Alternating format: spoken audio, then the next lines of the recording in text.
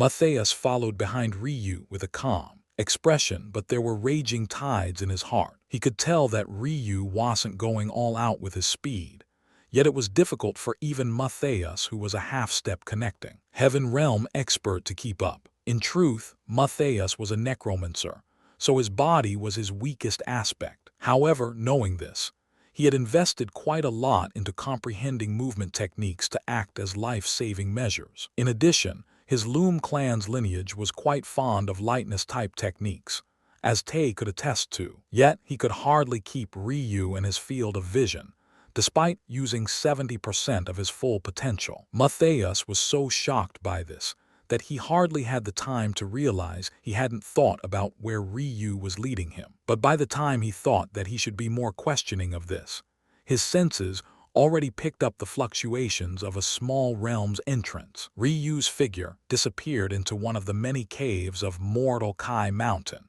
slicing through the foliage with ease to expose an inner working of tunnels. Almost as soon as Matthias followed him in, the brimming vitality of the mountain caused the foliage to recover in an instant, covering the opening once more. After weaving through the passages, Ryu and Matthias were soon faced with a gentle bobbing bubble about twice as tall as a normal human in height and width. Within, one could see the reflection of a beautiful, lush world.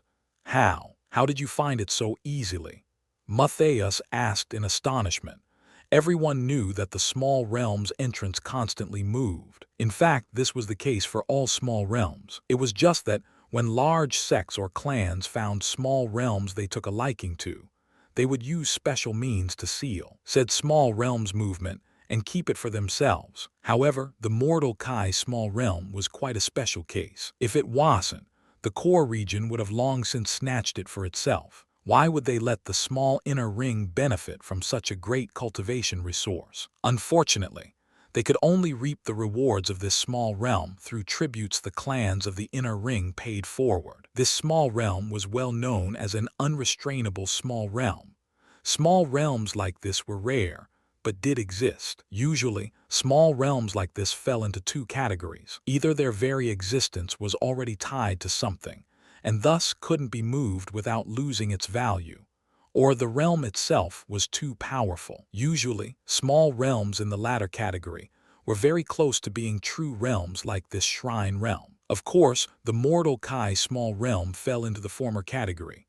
Its existence was tied to Mortal Kai Mountain. If it was moved, the symbiotic relationship between mountain and small realm would be shattered, thus drastically lowering the small realm's value. Though many believed that the true source of the mountain range's strange abilities was actually the small realm itself. For some odd reason, the small realm never left the range of the mountain, so no one dared to test that hypothesis lest they lose this valuable resource. "I have some insights into Feng Shui," Ryu said nonchalantly before pressing onward as though it was a meaningless ability. "We will probably be separated once we enter, but to tell you the truth, I prefer to be on my own anyway. I'm sure you also don't need my help. Good luck." Without another word, Ryu leaped into the bubble, vanishing into the small realm. Matthias sighed and shook his head before laughing. What an unsociable guy. Though Matthias seemed calm and quiet, he had been forced to be this way in order to hide his strengths from the Zhu clan. However, he wasn't normally so reserved. He quite liked Ryu's tenacity and wanted to be friends. He could also tell that Ryu didn't mind being around him either. Yet this guy just didn't know how to talk to people.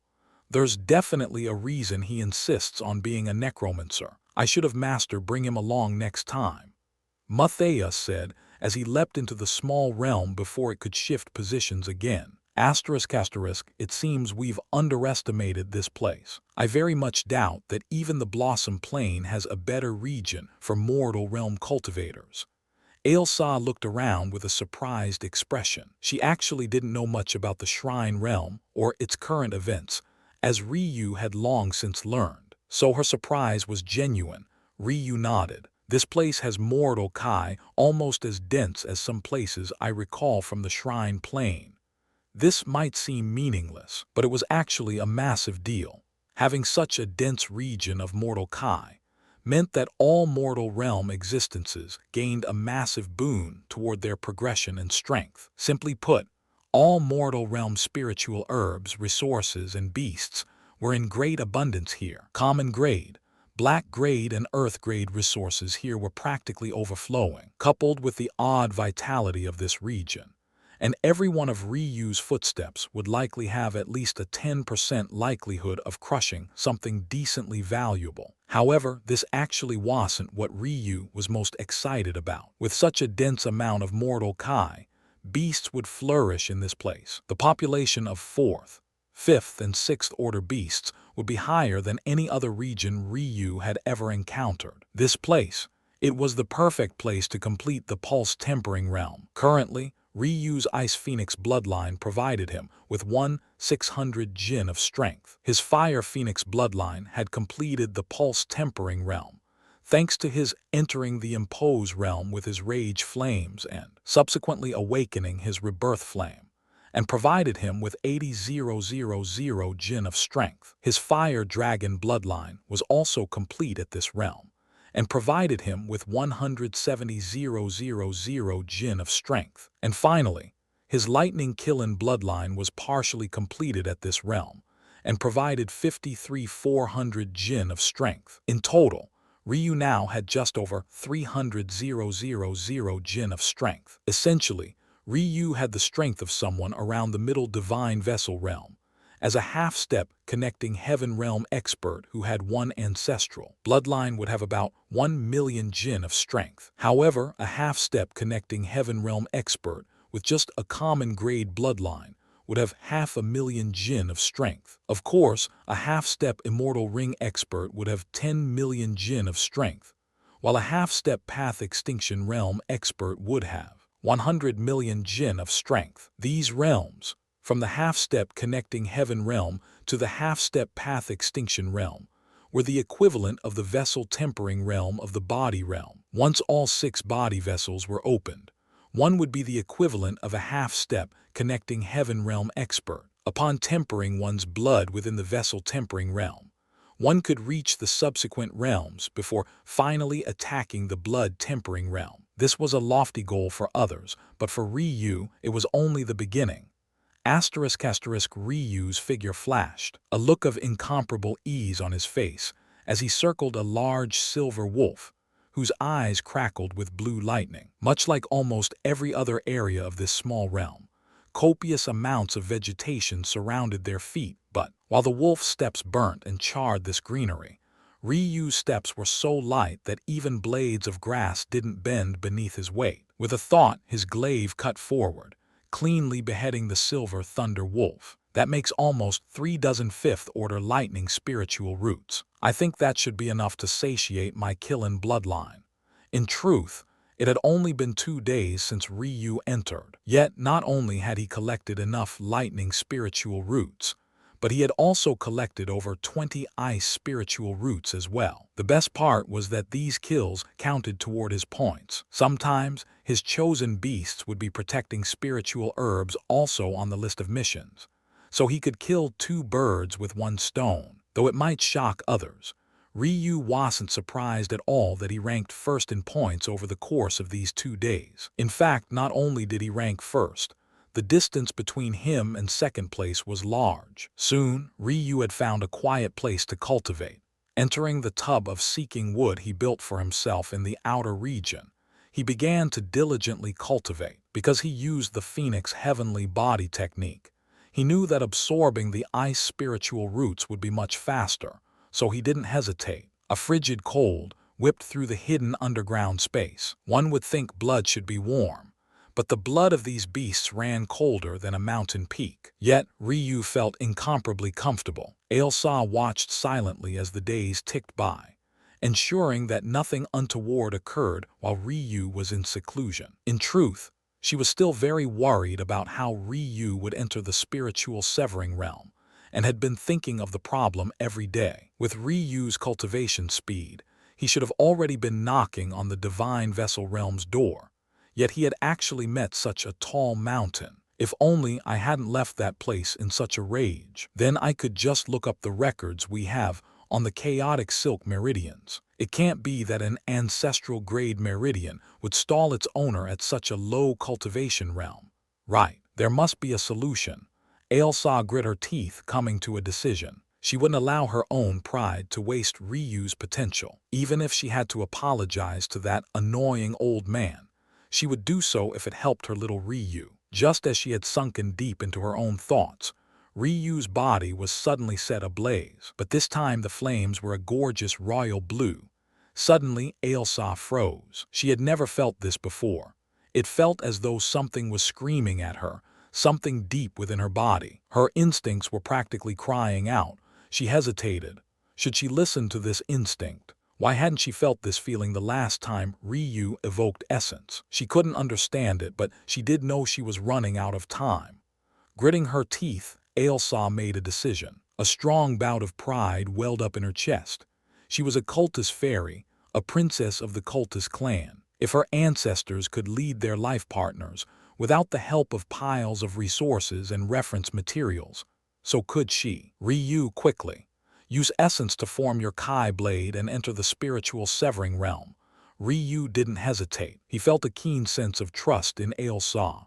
In his lifetime, he had only had a few friends. Among them, the only ones he considered friend outside of his immediate family circle were Nuri and Alina. It was a sad reality, but in Ryu's mind, his best friends were his parents and grandparents. This was how close they were. If others knew of Ryu's mindset, maybe they wouldn't know whether they should laugh or cry. After all, what youth considered their parents friends? They would love them and respect them, but friendship. It sounded a bit odd. Still, this was Ryu's reality. However, Ryu couldn't help but warm up to Ailsa. Although he went out of his way to not read her thoughts, sometimes some of her emotions would break through to him. One such instant was in the moment before she spoke just now. Ryu felt Ailsa's inner turmoil, and he also felt that she hadn't made this decision lightly. So, Ryu decided to reward her with his trust, a fact that couldn't help but warm Ailsa's heart. Manipulating essence was near impossible. One could only use it for the purpose the heavens gifted you it for and nothing else. For example, when Ryu evoked essence after comprehending the Tatsuya saintly weapons to the imposed realm, he had only been able to fill his fire dragon bloodline. Reason being the Tatsuya clan was effectively the fire dragon clan. Back then, the excess essence had spilled over into Ryu's fire phoenix bloodline as well. However, this once again didn't break these fundamental rules. Both bloodlines were of a keen fire attribute, thus the conversion was allowed. However, when Ryu awakened his first two flames to the imposed realm, he could only helplessly watch the excess essence dissipate. Although the fire phoenix and ice phoenix were both phoenix bloodlines, their separation was incredibly important to the heavens, as each overlooked a fundamental aspect of existence, one life and the other reincarnation. As such, the conversion was not allowed. What did this all mean? Simply put, evoking essence by awakening his life flame could only be used for filling his ice phoenix bloodline to the very peak of the pulse-tempering realm. Using it to form a Kai blade was borderline testing the dignity of the heavens.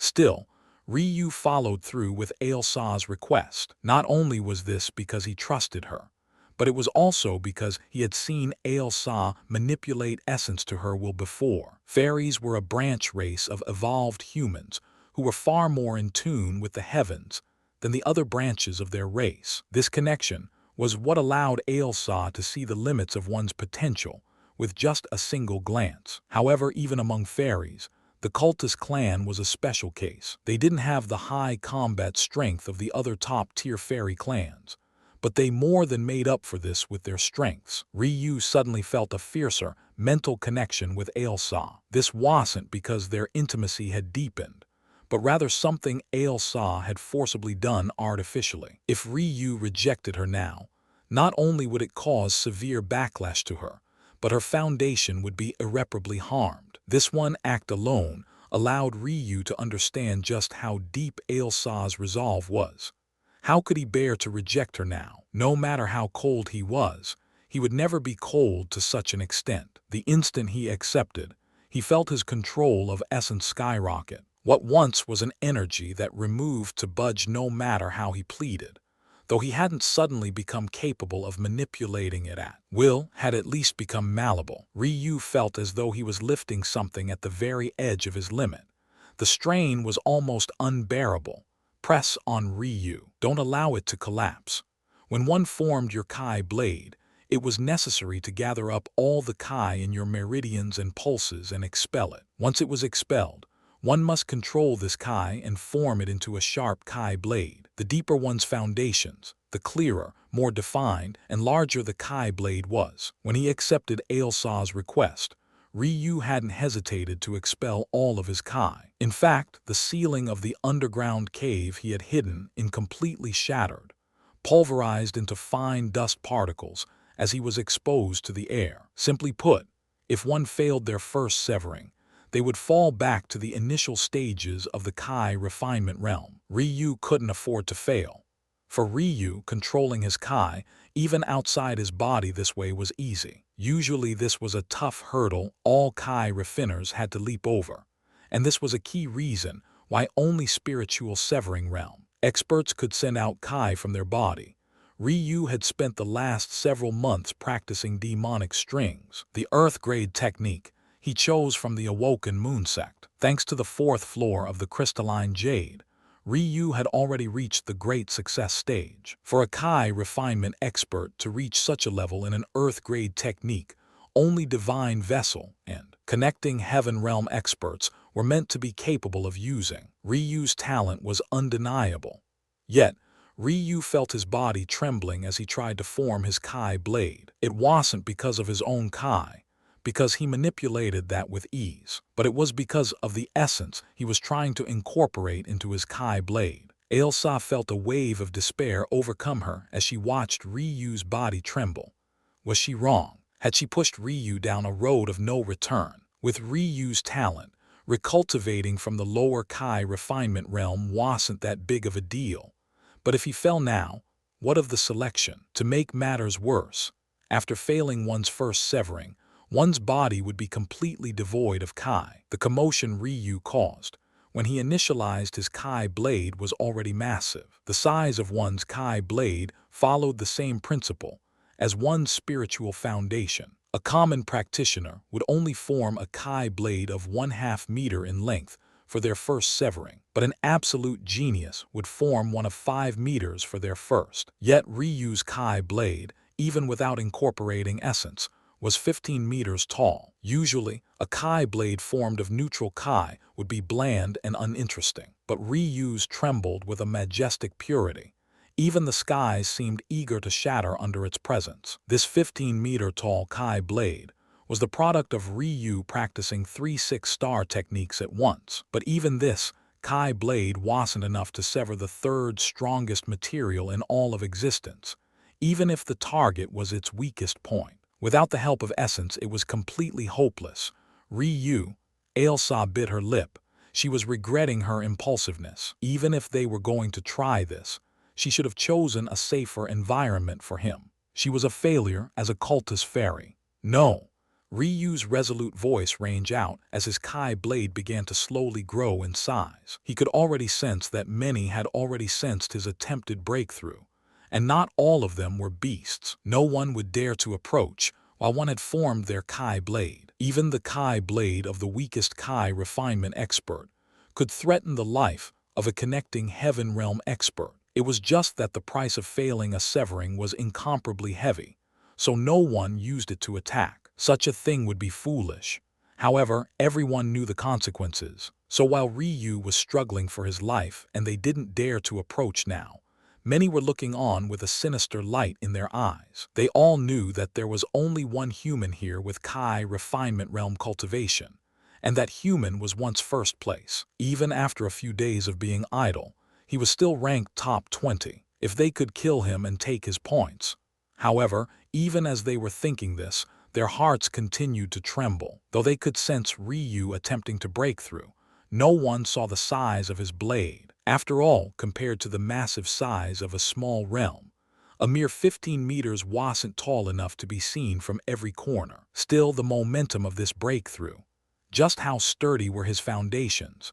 Ryu, though, didn't care about the thoughts of others. He was completely focused on his task. I can feel that your method is correct. I have too few chances to elicit essence to descend. I must take advantage of this. Even if he failed, Ryu wouldn't regret it. Essence slowly began to incorporate itself into his Kai blade. The once solid edge, as white as snow, began to turn golden. However, the more golden it became, the more fog seemed to surround the blade, making its once distinct edges grow faint. Ryu grit his teeth, connecting with the incubator and throwing 3 silver vein lilies into his mouth. In one sweep, he entered the breath of world stage. It was then that the fading blade began to solidify once more. 16 meters, 17 meters, 18 meters. A sharp xianxia sound reverberated through the skies. Countless trees around Ryu were sliced in half, as a formless torrential blade Kai swept through the forest. In an instant, the 50-meter radius around Ryu was completely cleared, leaving nothing but scarred ground. 19 meters, 20 meters, 25 meters, 30 meters. It was now or never. Ryu felt that if he made it any larger, he would completely lose the ability to control. No, Ryu, it must be larger. This isn't enough. Ailsa's instinct screamed at her once more. She knew this much wasn't enough. A 30-meter-tall Kai blade. This was already never for a normal expert to enter the half-step divine vessel realm. Yet for Ryu, it still wasn't enough for even the first stage. Ryu felt completely helpless. When one swung their Kai blade, they had to emphasize the utmost control. If this wasn't done, it was even possible for a cultivator to die under their own Kai blade. Ryu could feel that if he made his any larger, he wouldn't be able to guarantee that he would strike true. I can only. Ryu took a deep breath. He was already completely devoid of Kai. All of it had already been expelled in order to form the foundation of his Kai blade. Even if he wanted to perform a technique, it would be impossible. However, Ryu knew there was only one way to succeed. Ailsa had already projected the method into his mind. He had to use demonic strings, but how could he use a Kai-based technique without any Kai? A roar escaped Ryu's lips.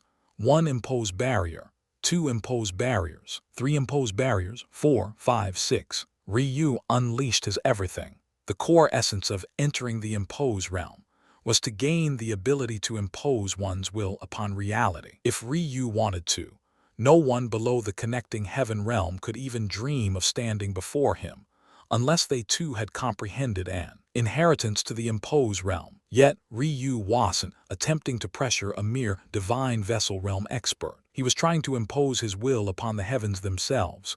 Your essence, give it to me.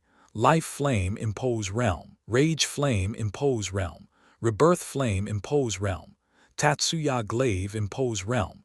Tatsuya spear impose realm. Tatsuya halberd impose realm. 6 barriers layers one atop of each other. For others, this was an absolutely impossible feat, but for the inheritor of the ice jade crystal body, it was possible. Ryu didn't have mind to notice, but Glove of Order trembled with excitement. It too called out to the heavens, as though telling it to pipe down. Thunder clouds rolled. Ryu signing a beast contract with a beast who had awoken a sin bloodline talent was already bad enough. Yet now he was actually trying to snatch its essence for himself. Even under the rage of the heavens, Ryu didn't let up. 40 meters, 50 meters. The essence was suddenly pulled into Ryu's control. Golden lines as thin as a spider's silk began to form. Normally, these demonic strings would be invisible, but Ryu had purposely made them as thick as he could for the purpose of controlling his Kai blade. 60 meters, 80 meters. At this point, the Kai blade had grown too large. What once was impossible to see from a distance had suddenly begun to creep up on the horizons of many who hadn't dared to approach too closely. That can't. The geniuses of the core region mumbled to themselves. They had to be seeing things. Fortunately, Ailsa, who realized the Kai blade had grown large enough to be seen from kilometers away, immediately took action, using the rolling clouds in clouds to confuse their vision. However, this was only the good news. The bad news was, there must be a supreme treasure over there. The sharp-eyed young man's eyes turned red with greed. He still didn't dare to approach until Ryu's breakthrough either failed or succeeded. But he had already made up his mind. Whatever it was, he had to have it.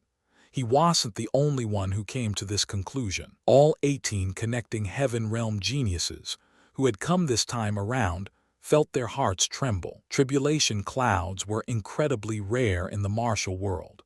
Even if they were sentenced to death, they would never change their minds. There had to be something beyond their imaginings over there. Unfortunately for them, the momentum of Ryu's breakthrough was so fierce that they hadn't sentenced the layering of 6 imposed barriers. Maybe if they had, they wouldn't have made such a reckless decision.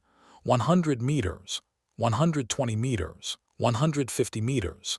In that moment, Ryu heard a shattering barrier. Under the strain of having to control his demonic strings with essence, he shattered the final barrier, entering the great circle of perfection. Cleave, Ryu roared. There was no hesitation in eyes, not an ounce of fear could be found. He was a Tatsuya. Even if death stared him in the face, he wouldn't take a single step back. The blade fell from the skies, swinging downward with blinding speed. No one could deny it. Before this blade, even a peak connecting heaven realm expert could only die. Now, the sharp-eyed youth surged forward. Though he was several dozen kilometers away, with his cultivation, just a few minutes would be enough to close the distance, if that. The moment he sensed Ryu's Kai blade cleave downward, he shot forward without hesitation. However, when he reached Ryu's vicinity, he could only look on in horror. A blade scar ran 10 kilometers from point to point, the depth of which was impossible to see. At one of its points, a bloodied young man lay sprawled the ground, a ghastly wound oozing crimson across his chest, his life and death unknown. The sharp-eyed young man was known by many as Lucien Lao, the second in line to the Lao clan. In truth, the Lao clan was not one of the 6th order clans of the core region. Or rather, just a few hundred years ago, it wasn't. It's a long story, irrelevant to the matters at hand.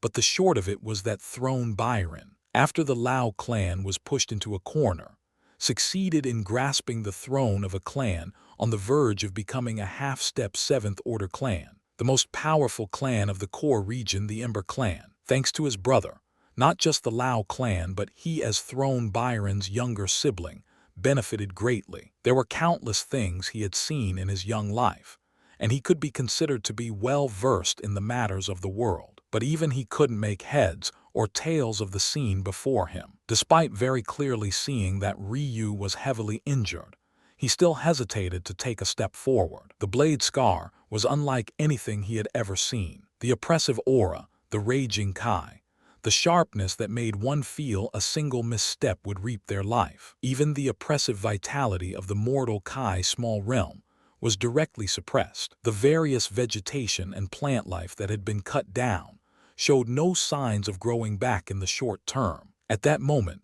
a violent cough shattered the quiet of the raised forest. Bits of shredded organ and blood flew from Ryu's lips as he struggled to stand. Though the half of his face exposed by his half-mask appeared expressionless, his gaze seemed far dimmer. Every time one broke through a large barrier, they were meant to experience rebirth. In fact, the spiritual severing realm and the path extinction realm were actually 2 exceptions to this rule. They both not only provided rebirth upon cross their large barrier, but also provided a rebirth for every step taken through its minor barriers. As for why the path extinction realm allowed this, it could be explained at a later time. But the reason why the spiritual severing realm gave such benefits was clear and obvious. During the process of swinging down one's Kai blade, a cultivator was meant to communicate with their Danshin. The Danshin, which housed one's spiritual foundation, was a small realm of its own,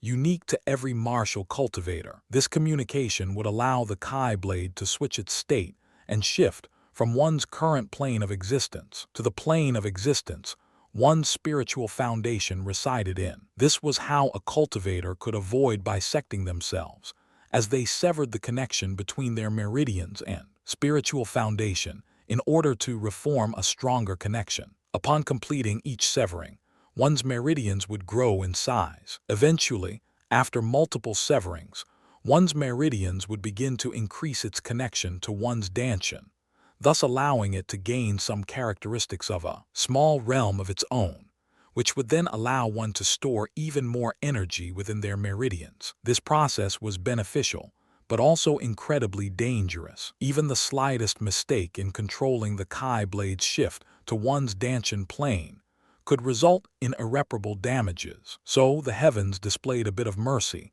in allowing slight mistakes to be healed after each severing. Obviously, the issue Ryu faced was clear.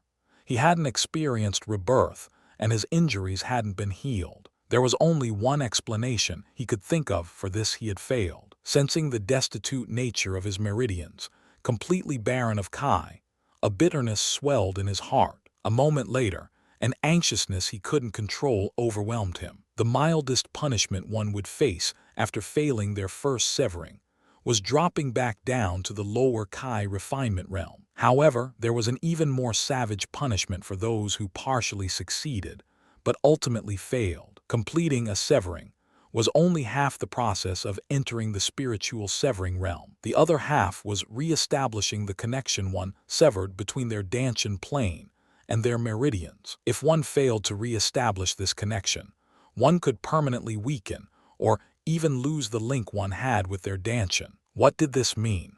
It was akin to sending Ryu back to square one. Not square one as in the very first awakening realm. Square one as in he was once again that boy who failed to awaken his spiritual foundation. In fact, it was even worse than this. Back then, Ryu had at least had a false spiritual foundation, but now he didn't have one at all. A gloomy rage built up in Ryu's chest. He didn't blame xianxia, he only blamed himself. He knew that her path was correct, that her method wasn't flawed. Of all the ways he had thought of to succeed in severing his chaotic silk meridians, her path was the very best. But he failed. He had actually failed. Back then, during those moments, he had felt ecstasy. Reason being, he had felt the blade succeed. He precisely controlled his Kai blade, shifting it from this real plane to his dantian plane. He accurately struck the weakest and thinnest part of his chaotic silk meridians, just at the part where they were beginning to shift from tangible to ethereal. It couldn't have been more perfect. His Kai blade sliced through cleanly. The only thing he had remaining to do was grab control of his severing meridian vessel, communicate with his dantian plane, and allow a stronger, even sturdier connection to form. After this severing was complete, his ability to sense the changes of his dantian should have increased manifold. He was so looking forward to seeking out the mysteries of a sky god's spiritual foundation. Yet that was when it happened. The essence that had been puppeteered by his demonic strings lashed out. All the control he had was lost in an instant. Before he could re-establish the connection, the essence tore itself from his demonic strings, forcibly re-entering the real plane and slicing out through his inner organs and even his diamond-back ape soft armor. Not only was he now destitute of Kai, but he was also injured to the point even standing seemed impossible. This injury was so severe that the punch he received from Edwin was like child's play. Before his newly awakened ice flame, even injuries caused by Edwin would have no choice to be healed. But Ryu could feel that an injury caused by essence of the enraged heavens was far beyond his abilities, let alone worrying about his cultivation's inability to progress from now onward. He might not live for another few hours. Tears fell uncontrollably from xianxia's cheeks. There was so much he wanted to say but couldn't say at the same time. Saying anything at all would have been useless. It was then that Lucien fell into a state of uncontrollable laughter. To think, he wiped tears from his eyes. A man who haughtily called himself a throne just days ago would fail to reach even the fourth realm of cultivation. If others heard about this, maybe all the thrones of the world would hunt you down for daring to taint their name. Once the shock of the blade scar wore off, Lucien couldn't help but laugh a genuine laughter. It truly was too funny. For the mortal planes, the spiritual severing realm was a lofty realm, beyond many of their wildest imaginations. But for the core region, such a realm was merely a stepping stone of the younger generation. For Ryu to fail, It was no wonder why he was laughing. Of course, it wasn't just Lu Xian who found this funny. The other connecting heaven realm geniuses, who had rushed over in thoughts of the treasure that formed beneath the tribulation clouds, also felt their tenseness relaxed to a hearty laughter. Phew, Lu Xian's eyes sharpened once more. If you know what's good for you, you will hand over the treasure born this region. Do that, then maybe I will let you become a slave of mine for the next few months. Hey Lu Xian, a gruff connecting heaven realm genius of the Min clan called out. Have you noticed that we can't sense any cultivation from him anymore? Let alone just failing and returning to the lower Kai refinement realm. It looks like it's far worse than that.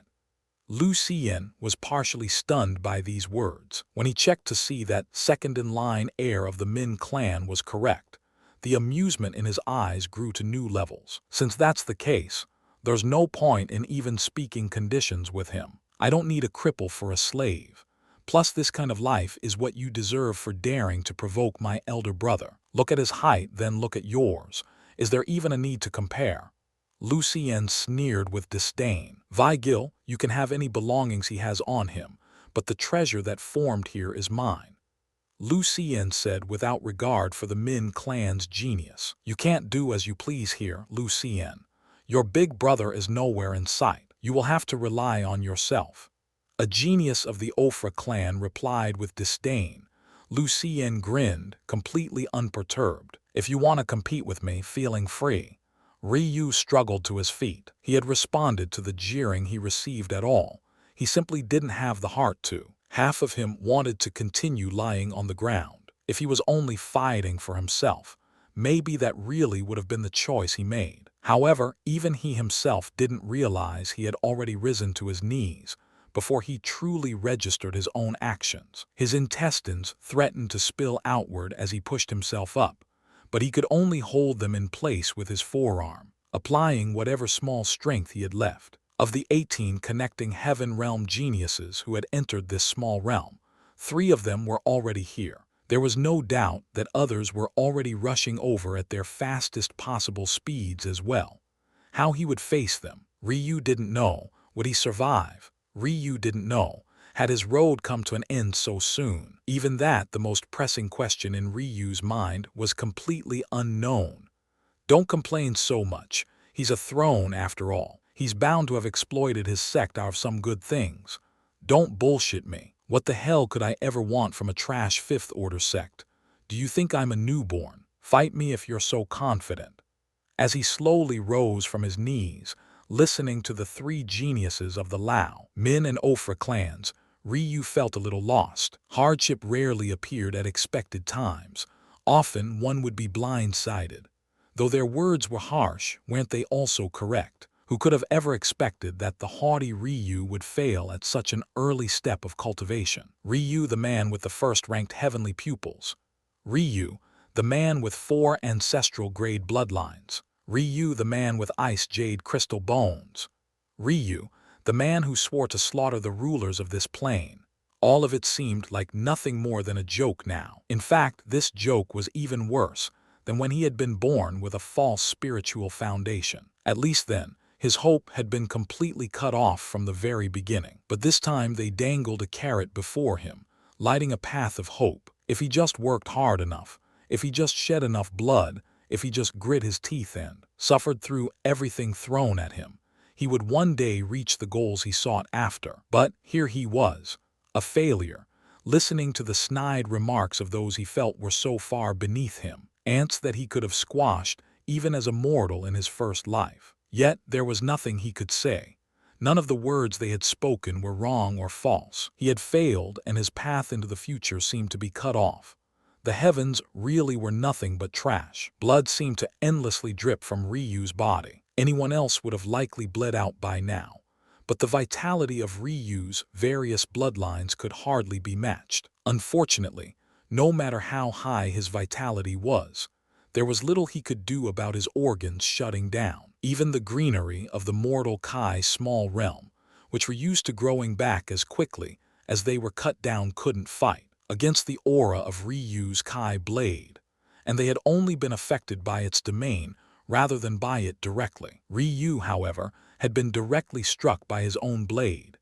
His situation was far worse than the sliced forest remnants around him. With what seemed like the last of his strength, he summoned every corpse puppet he had out from his spatial ring, since his meridians were barren of Kai, and his body was far too injured to even think of making use of his body realm. To fight, the only option he had left was his mental realm. Unfortunately, even that felt drained. He had used so much focus Kai, both to enter the breath of world meditation state and to control his 150-meter tall Kai blade. Even if he still had more than enough spiritual Kai left, he found it hard to stop even his own vision from blurring, let alone finally controlling corpse puppets. The three geniuses, who had been debating on how to split Ryu's belongings, sneered at this sight. Sure, it was impressive that Ryu actually had so many fourth-order puppets, and even had 2 peak fifth-order corpse puppets, but they were connecting Heaven Realm experts. This display meant nothing to them. However, when an ancient tree suddenly appeared above Ryu, their sneers turned to narrowed eyes. They didn't know what this technique was, but the oppressive aura of the immortal Sakura and its fluttering petals falling like snowflakes made them serious. No matter what they said, in the end, a throne was still a throne. There was no such thing as a useless throne. The fact Ryu had such an oppressive Kai blade, but ultimately failed in the end, only pointed toward one thing. His meridian grade was higher than they could imagine. Even if that meridian grade was now useless after his failure, it didn't change this fundamental fact. Ryu was completely expressionless, but the anxiousness in his heart was slowly becoming more and more murderous. The immortal Sakura continuously grew in size. Ryu could theoretically expand it to the range of his spiritual sense, which was 20 kilometers, but this would be a foolish waste of his spiritual Kai. In the end, its short, sturdy trunk blossomed into a canopy with a range of just over 10 meters. It was a sight that captured a beauty beyond words. How many people of the martial world would believe that a necromancer could be synonymous with such a gorgeous display? However, beauty was only one aspect of the sight before them. The moment they got caught up in the gently falling blossom petals, they almost completely missed the oppressive crackling lightning. The tribulation clouds that had yet to disperse above seemed to grow agitated, stirring the spiritual lightning Kai of Ryu's immortal Sakura to a new height. Everything before them seemed like a gentle winter storm, yet was filled with danger nonetheless. Though Ryu didn't speak, his gloomy demeanor made one hesitant. A cornered animal was always at its most dangerous, but a genius who had lost everything was even a level above that. A black bow appeared in Ryu's hand. Though he had yet to draw it, his aura gained a sudden sharpness. Flames erupted all around him, searing his wounds shut so violently that the three geniuses before him cringed. The smell of burnt flesh and organs completely overwhelmed their senses. But what was even more shocking was the abrupt change in Ryu's soft armor. The robes sewn by a spiritual seamstress were burnt to ash, but the diamond-back ape soft armor suddenly clanged with a metallic fervor. The fur it was woven of hardened in an instant, the tear that was formed by Ryu's Kai blade lunging forward to mend itself, as the once soft armor became a crystalline royal blue that shimmered like a pale sapphire. Ryu's flames only seemed to grow more oppressive. As his emotions sunk into a deeper gloominess, his rage fire only seemed to grow hotter, whipping across his once soft armor with a blood-red fire. The combination made Ryu seem as though he was wrapped in violet armament, his back finally managing to straighten out to his full height. As he readied to pull the string of his bow, what an impressively pitiful sight. Lucien spoke with a small hint of admiration, but he was overall unperturbed. Even if Ryu had succeeded in entering the spiritual severing realm, he would have failed to be a match for him, let alone now that he had lost his spiritual foundation. Those flames are no joke, Vigil said emotionlessly. They're very likely in the impose realm, but somehow it feels even greater than that. I almost feel bad that he fell here. Even the three of them who were the second most outstanding geniuses of their sixth order clans, at least of their generation anyway, had only comprehended an inheritance to the first heir realm. It was simply far too difficult to take steps forward within the natural order. Ryu's corpse puppets suddenly surged forward, all over 30 of them, with the exception of his two peak fifth-order corpse puppets, began an assault with naked abandon. Never in their wildest dreams did they believe that Ryu would attack first, but that didn't mean they were caught off guard. To them, those of the fourth order were simply lambs to the slaughter. However, after dealing with their coordination for a few moments, their expressions grew more serious once again. Anbar, you were talking all that nonsense, so why are you now slinking in the back? Lucien carelessly jeered toward the Ofra clan genius. Anbar laughed. You know close combat isn't my strong suit.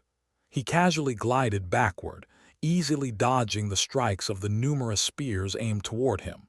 Lucien disdained to answer, even if he was a long-ranged specialist. Against an enemy so weak, was it necessary to cling to that ideal? A sword appeared in Lucien's hand. With a casual flick of his wrist, 3 corpse puppets fell, unable to move any longer. He had easily pierced Ryu's death seal, effectively cutting off the connection between Ryu and his corpse puppets. Vigil's fists were even more direct, obliterating the fourth-order corpse puppets into a rain of bone dust and dried-out flesh. You two are doing great, Anbar commented without hiding his amusement. But I guess if I continue to do nothing, you two might use this as an excuse to freeze me out. A laugh left his lips as the flaps of his robes opened, revealing numerous rows of needles. Each glistened with a murderous silver-red light, being about 8 inches long each. Anbar's hands moved faster than an untrained eye could follow, while every sweep of Lucien's sword destroyed 3 corpse puppets, and every fist of Vigil's decimated another. So, too did Anbar's rain of needles. What a waste of time. Anbar said with disdain. The reality of the matter was that they were all attacking casually, reserving strength to stop Ryu from running away. But it seemed Ryu was aware of this as well, or else he wouldn't be standing completely still from start to finish. Of course, there was also the possibility that he currently only had the strength to stand still. Judging by the smell of burnt flesh that still hung in the air, his outward appearance was nothing like the pain he was withstanding. Ryu knew his only chance to survive was to remove that blade essence from his body. But the issue was that his rebirth flames made him immune to fire of equivalent strength. As a result, he had no choice but to rely on his emotions to strengthen his rage flame and suppress his rebirth flame's ability, thus allowing him to burn the essence out of his body, similar to expunging a poison. Unfortunately, because his rage flame and rebirth flames were of the same grade,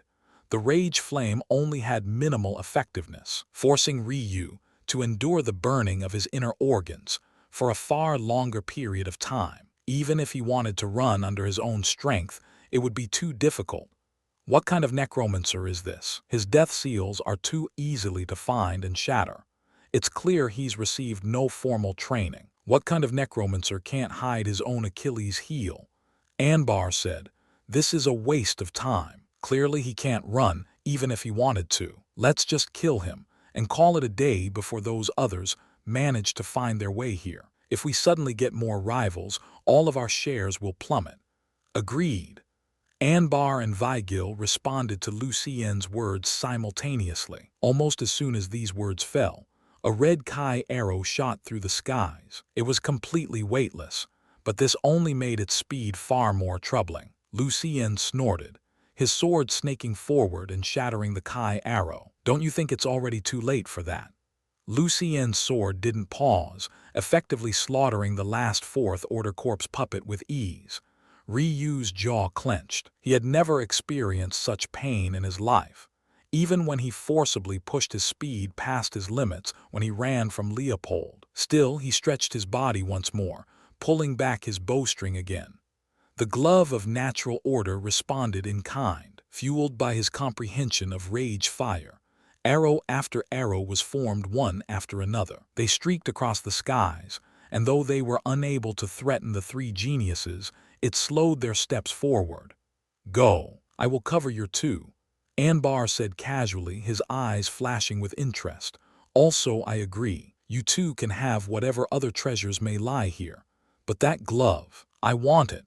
With a wave of his hand, the needles he had thrown forward were suddenly snatched back through the air. Like a god descending, he rose through the skies, his every needle shattering Ryu's arrows with ease. It was clear that he practiced a technique, not a single bit inferior to demonic strings. Lu Xian and Vigil shot forward, not even bothering with the Kai arrows streaking toward them. They didn't bother with Anbar's words either. A glove capable of forming Kai arrows was indeed an outstanding treasure. One only needs to ask various bowmen just how much they spent on their arrows to understand why. But it was useless to them, who didn't follow the path of long-ranged attackers. The moment the two entered Ryu's range, the remaining two peak Fifth Order puppets could no longer remain silent. They pushed forward to meet Lu Xian and Vigil, but how could they match their strength? The two were instantly blown backward, suffering a resounding defeat. But at the very least, they weren't stricken down in one blow like the others had been. Reason being, they were protected by Ryu's immortal Sakura. The four-figured clashed continuously within Ryu's 10-meter range. Every time Vigil or Lu Xian seemed to gain the upper hand, a gentle falling petal that seemed as delicate as a snowflake would impede their attack, deviating their strike by just a few degrees and for just a few split moments, allowing the two corpse puppets to continue to survive. Suddenly, Ryu's Kai arrows doubled in strength. What once was a singular oppressive heat became combined with a sharp, deceitful aura. Spear Kai. Anbar's expression was filled with shock. How could one form an arrow with Spear Kai? He had never heard something so ridiculous. Though he still casually shattered them, it most definitely wasn't as easy as before. Blood dripped from Ryu's lips as he continuously loosed arrows. The pressure on his mind was inconceivable. He was currently walking a tightrope. Any one mistake would mean the end of his life. It seemed that he was holding his own, but the reality was that he was simply using minor tricks. To top this off, the three geniuses were all wary of each other, and as such had yet to bring out their full strengths. Even still, they easily dealt with everything Ryu threw at them. Gritting his teeth, Ryu's Kai arrows increased in strength once more. Anbar's expression morphed between shock and greed. He suddenly understood something. This glove was actually able to convert comprehension into the form of Kai. But at the same time, he was growing more and more apprehensive. How could a single person comprehend so many paths? Fire Kai, Spear Kai, Glaive Kai, and now Wind Kai. Even he could no longer shatter the arrows as easily as before. He had no choice but to use over 40% of his strength. Not just Anbar was thinking these things, but so too were Vigil and Lu Xian. At that moment, they all glanced at one another and came to a conclusion. They absolutely could not allow Ryu to leave here alive. Even if he had become a cripple, they wouldn't feel comfortable allowing such a genius to live on as their enemy. Absolutely not. Bloody Rain. Anbar no longer held back. Lao swordsmanship, third form, Sky Fall, the three of them unleashed their true strength. Ryu didn't stand a chance. With his focus, Kai drained. Ryu's ability to communicate with the Glove of Order was severely hampered. Even after fusing 4 Kiss as one, their strength was less than half of their usual ability. To make matters worse, even forming one such arrow drained his spiritual Kai almost completely as well, further weakening his ability to control his 2 remaining corpse puppets and causing his immortal Sakura visualization to waver. It was then the attacks fell. Anbar's needles rose into the sky, shimmering with a bloody light as they fell like a torrential rain. Lu Xian's sword almost became ethereal, forming 3 after images with every stroke. Vigil's fist made Ryu feel as though the very skies and clouds themselves were collapsing. Under his might, even something so lofty wouldn't survive. Needles pelted Ryu's cherry blossoms. Every time they shattered, a new injury would appear in his mental realm, causing his consciousness to be filled with an endless black. Lu Xian's sword was unimpeded. Ryu lacked the focus to comprehend which of his sword images were real and which were fake. causing his male corpse puppet to suffer a severe slash. It bounded through the air, ripping through the space by his side and landing several hundred meters behind him, unable to move. Vigil's fist collided with the female corpse puppet, tearing a hole over 1/2 meter in diameter through its shoulder and torso. The hole reverberated like a black hole, seemingly willing to engulf everything in its path. Ryu's immortal Sakura trembled and collapsed into motes of light. The soft crackling of lightning was all that was left behind other than a beaten and bloodied Ryu, struggling to pull his bowstring once more. Looking at his pitiful state, Ryu couldn't help but think of his grandpa Kyukin. All those times he faced the tribulation shrine with nothing but his bow and his arrows. Was he this drained as well? "I'm sorry, Grandpa, your grandson is useless. I can't do your bow proud," Ryu coughed. But shockingly, blood didn't fly from his mouth this time. Instead, an eerie black smoke did. Vigil, Anbar, and Lucien all experienced a severe change of expression. That black smoke, could it be he had burned through his own organs completely?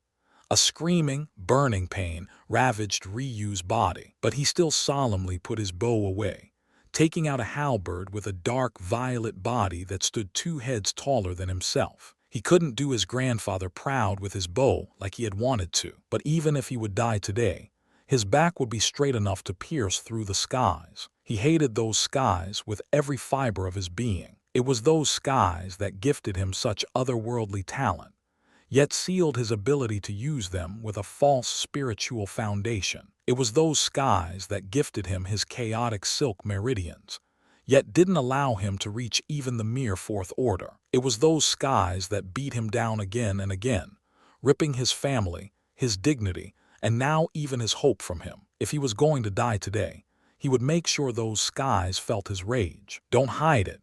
Ryu seemed to be speaking nonsensical words to himself, but the person they were meant for understood just fine. "I wanted to see this. I wanted to see my last stand."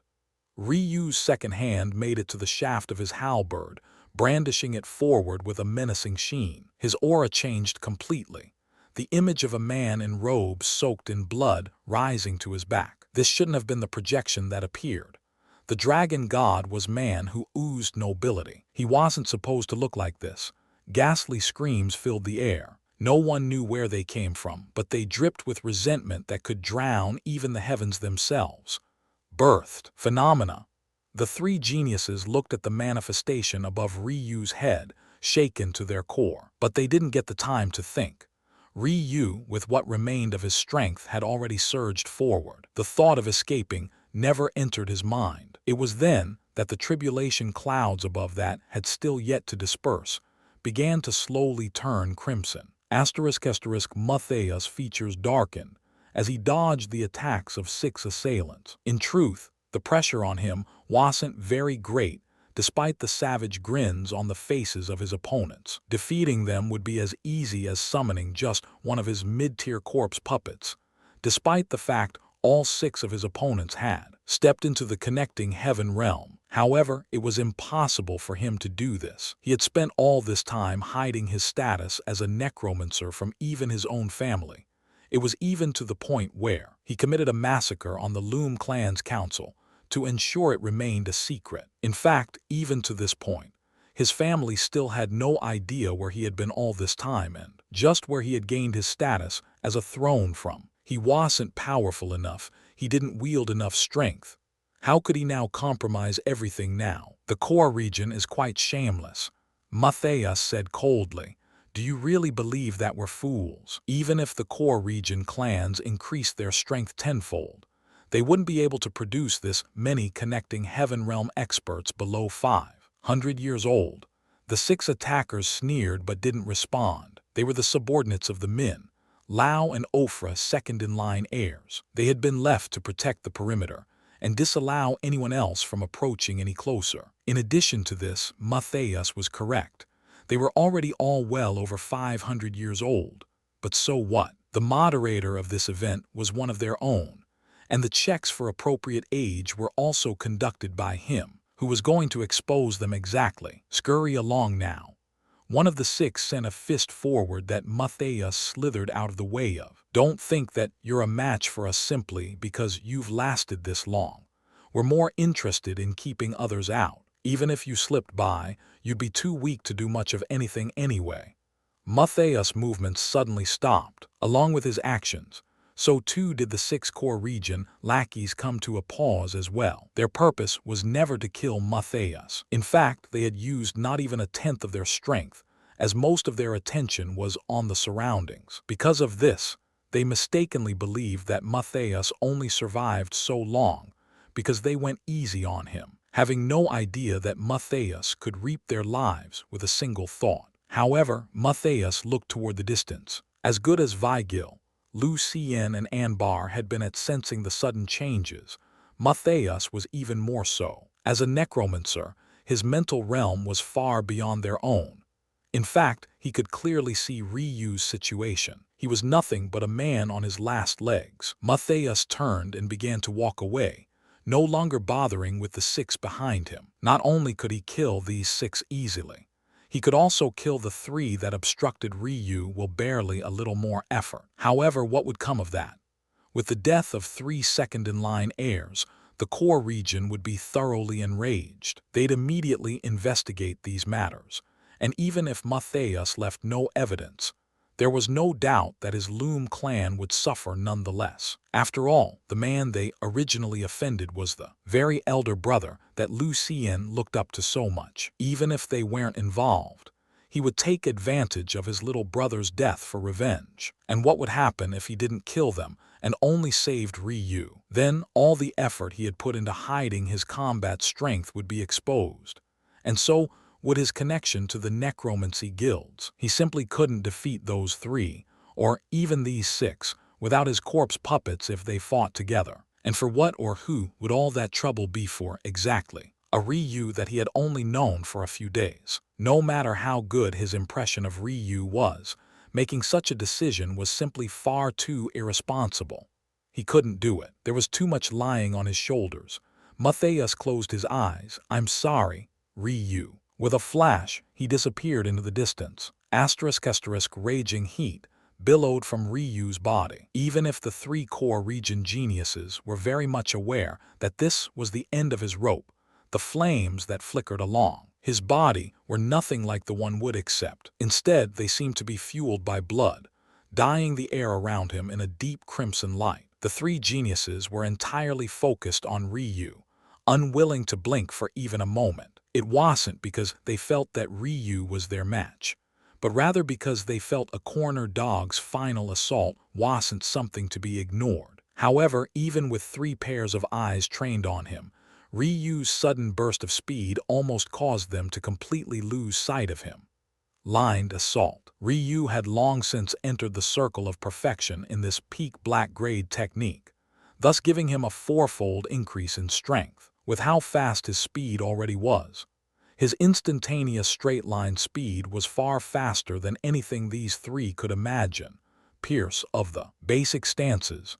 Yet the three couldn't find the will to laugh. They found it difficult to even stand in Ryu's vicinity due to the overwhelming heat he was giving off, let alone confronting his strike directly. To make matters worse, impose barrier. The instant Ryu moved, a violent sheen of red formed a dome around his body. To the naked eye, it seemed flimsy, fragile even. But to a cultivator, who had yet to enter the imposed realm themselves, it was something they could only fear. The temperature skyrocketed to another level. The tip of Ryu's halberd tore a line through the sky, domineeringly shearing even the air itself apart. Lu Xian snapped out of his stupor. His robes were woven of 6th-order fabrics, yet even he still felt a searing heat. He had to protect himself and fight back.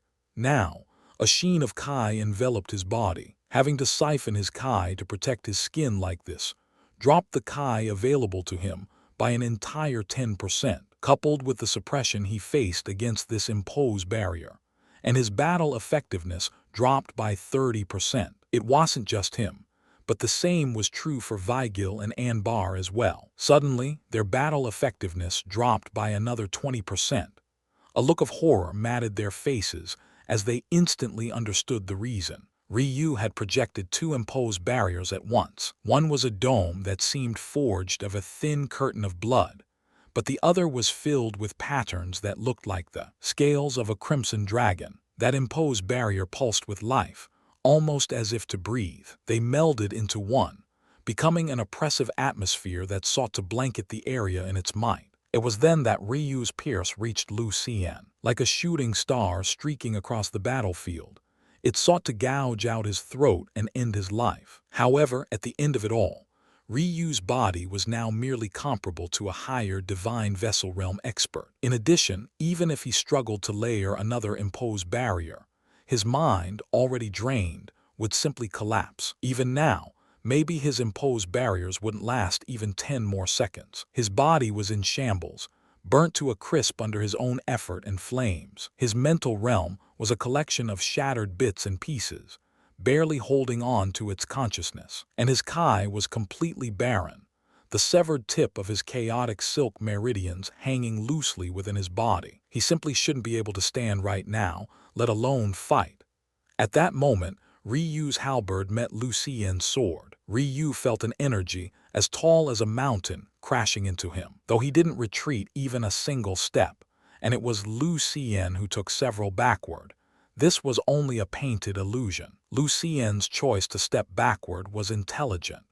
Every movement dissipated more of Ryu's strength, mitigating his damage to near zero. However, Ryu's choice to refuse to do so caused him to take 100% of Lu Xian's strike. The destruction that ravaged his body would have made anyone else faint on impact. Lined assault was a technique that made the body a bow to increase speed, and it was unfortunately one of the only techniques Ryu could use now. So when he raised his halberd, it wasn't to unleash some mighty strike. Instead, it was once more simple and plain as could be: slice. Unfortunately, it wasn't Lu Xian's sword he met this time, but rather Vigil's fist. Destruction once more ravaged Ryu's body as Vigil took several steps backward. But Ryu didn't back down, his halberd sweeping outward to his side to build up momentum.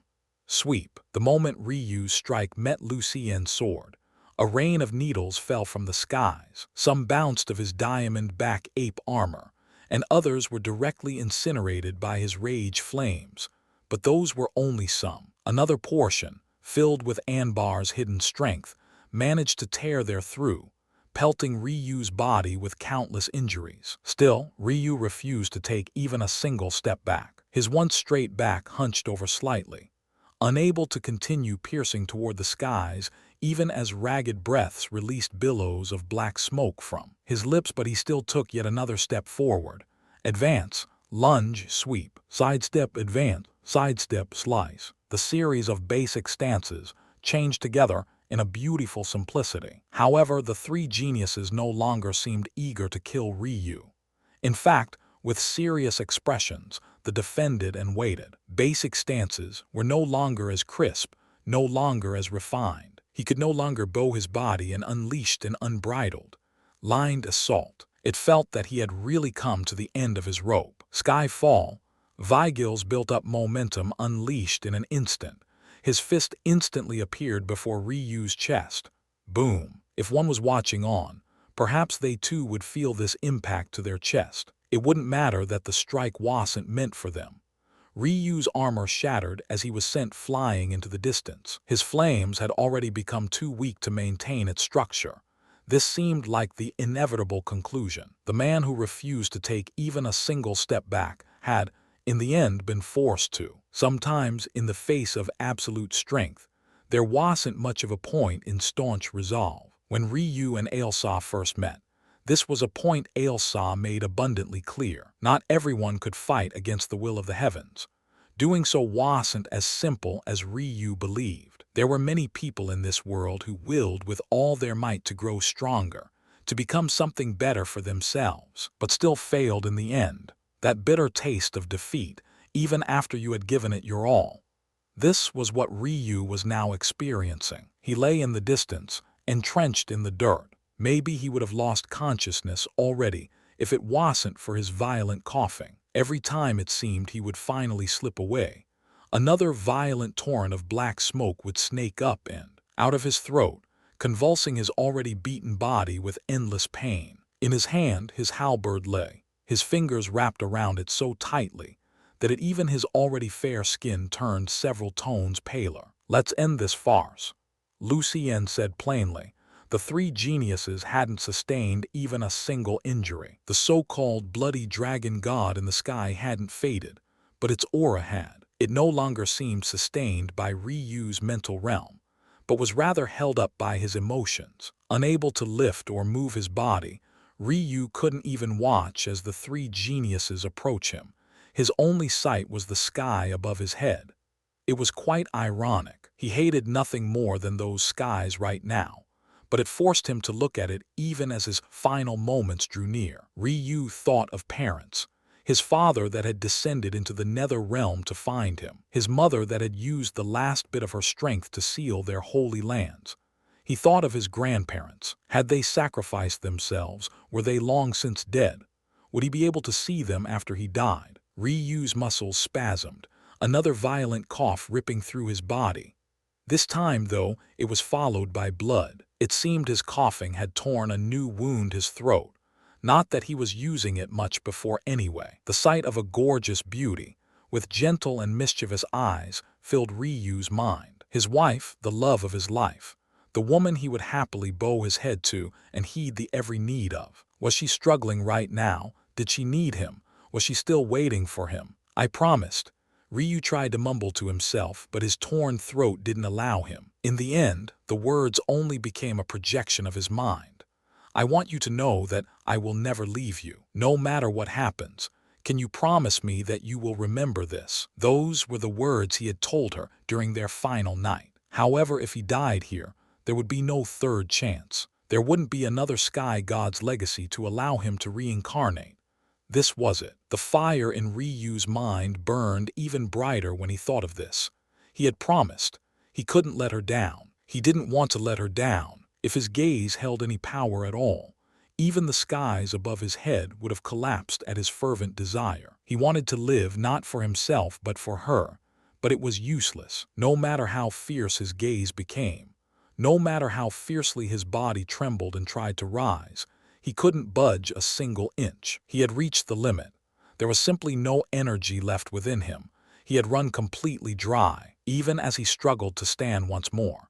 The three core region geniuses had already made it to within 3 meters of him. "Even if you are thrown, you will still die here," Lu Xian said plainly. "I no longer have the face to say that you're undeserving of the title, but unfortunately for you, that doesn't matter. Don't worry too much.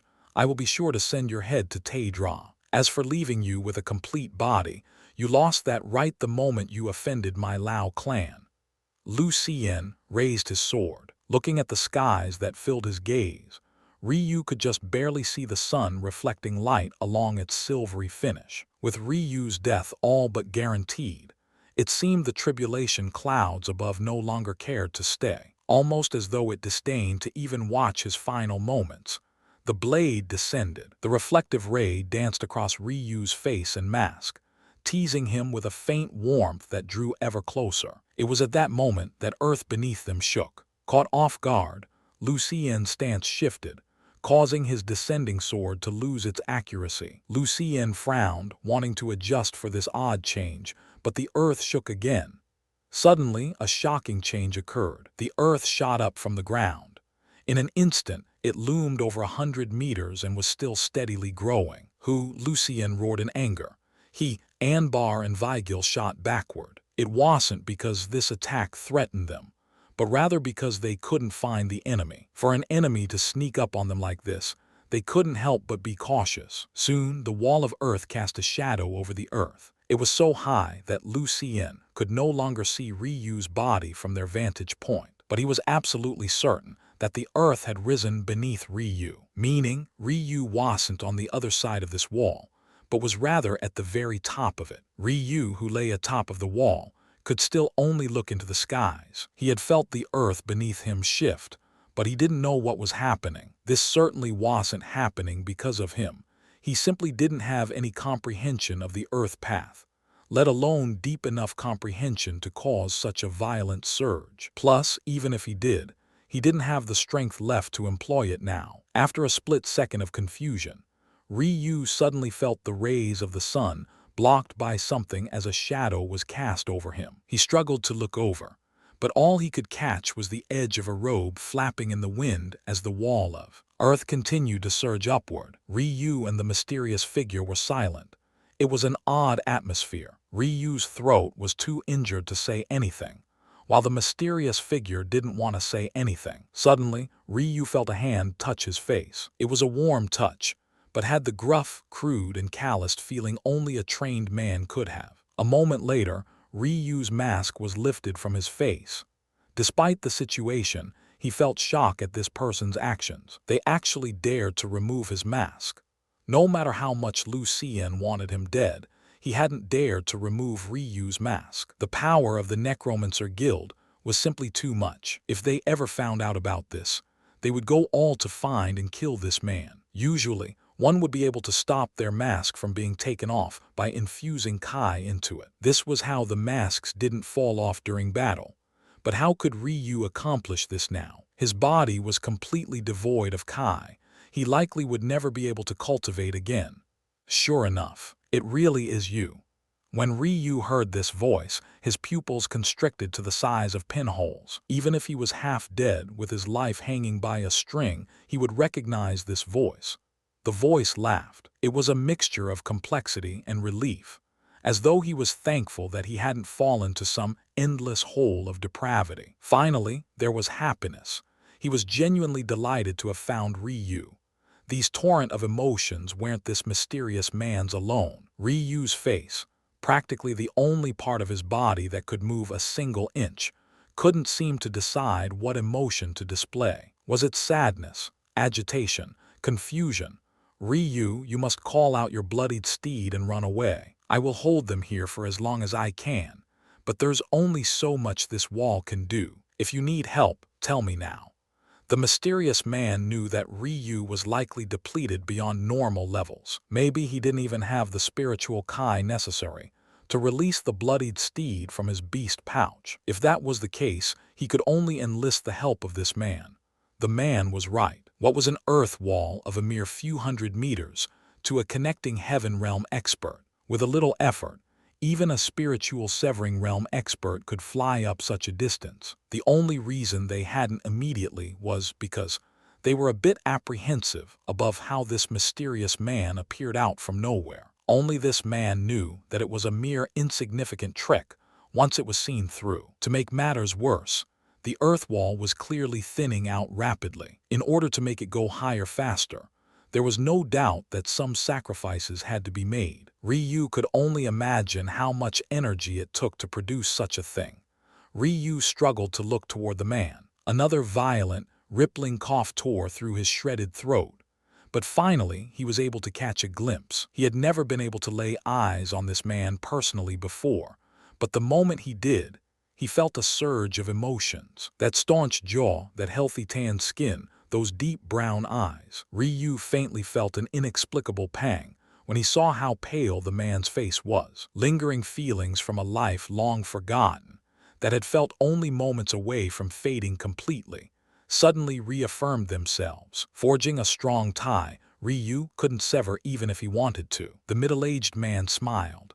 Hurry up and go. Leave this place to this old man. 3 auras from below surged, realizing that the wall wanted to continue to climb, and no one seemed intent on attacking. The 3 core region geniuses suddenly felt that someone was trying to play them for a fool. The man placed Ryu's mask back on and stood, turning his back to Ryu. It was a strong, sturdy back, one that could be relied upon. I've never treated you as I should, and even my life isn't enough to repay that folly. However, it is all I have to give you. It's selfish, but I hope one day you will forgive me. The man's aura surged. The earthen wall began to form steely protrusions, jutting outward with a fierce momentum as they pierced toward the flying 3 geniuses. In that moment, Ailsa entered her full form, immediately communicating with Ryu's inner world. She pulled out the concealment cloak, draping it over their bodies. It was impossible to disappear before someone's eyes using the concealment cloak. The difference between Ryu and the three geniuses wasn't large enough. Luckily, thanks to this mysterious man, they had left their line of sight and the range of their spiritual sense. The man sensed these odd movements behind him, but he didn't turn around to look. He maintained his strong and sturdy stance, but Ryu's silence pierced his heart more than anything ever had. He simply had no idea that Ryu couldn't speak even if he wanted to. Ailsa looked back toward this man with both gratefulness and complexity. With her connection to Ryu, she knew exactly who this man was, but she could only take Ryu into her arms, leaping from the wall and vanishing from sight. Ryu's agitation grew, the rage of emotions in his heart surging. Even now, he could only see the skies above his head. Those damnable skies. He struggled fiercely.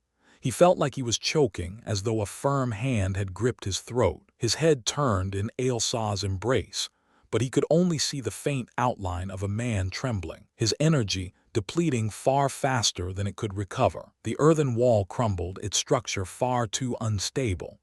Under the attacks of three geniuses, it stood not a single chance. No matter how weak Ryu had become, his eyes worked just fine. He could clearly see that this man was a mere lower, divine vessel realm expert. In such a battle, the only path left was death. The man fell from the skies. He no longer had the energy to even fly. Yet there was a faint smile on his face as he realized he could no longer see Ryu's figure. He had finally done his duty. Even if it was just this once, he had done right by his grandpa. A hysterical cry left Ryu's lips. It was the kind that tore one's soul apart from the inside. The kind filled with such an endless torrent of emotions that it almost felt like your own pain, your own sorrow.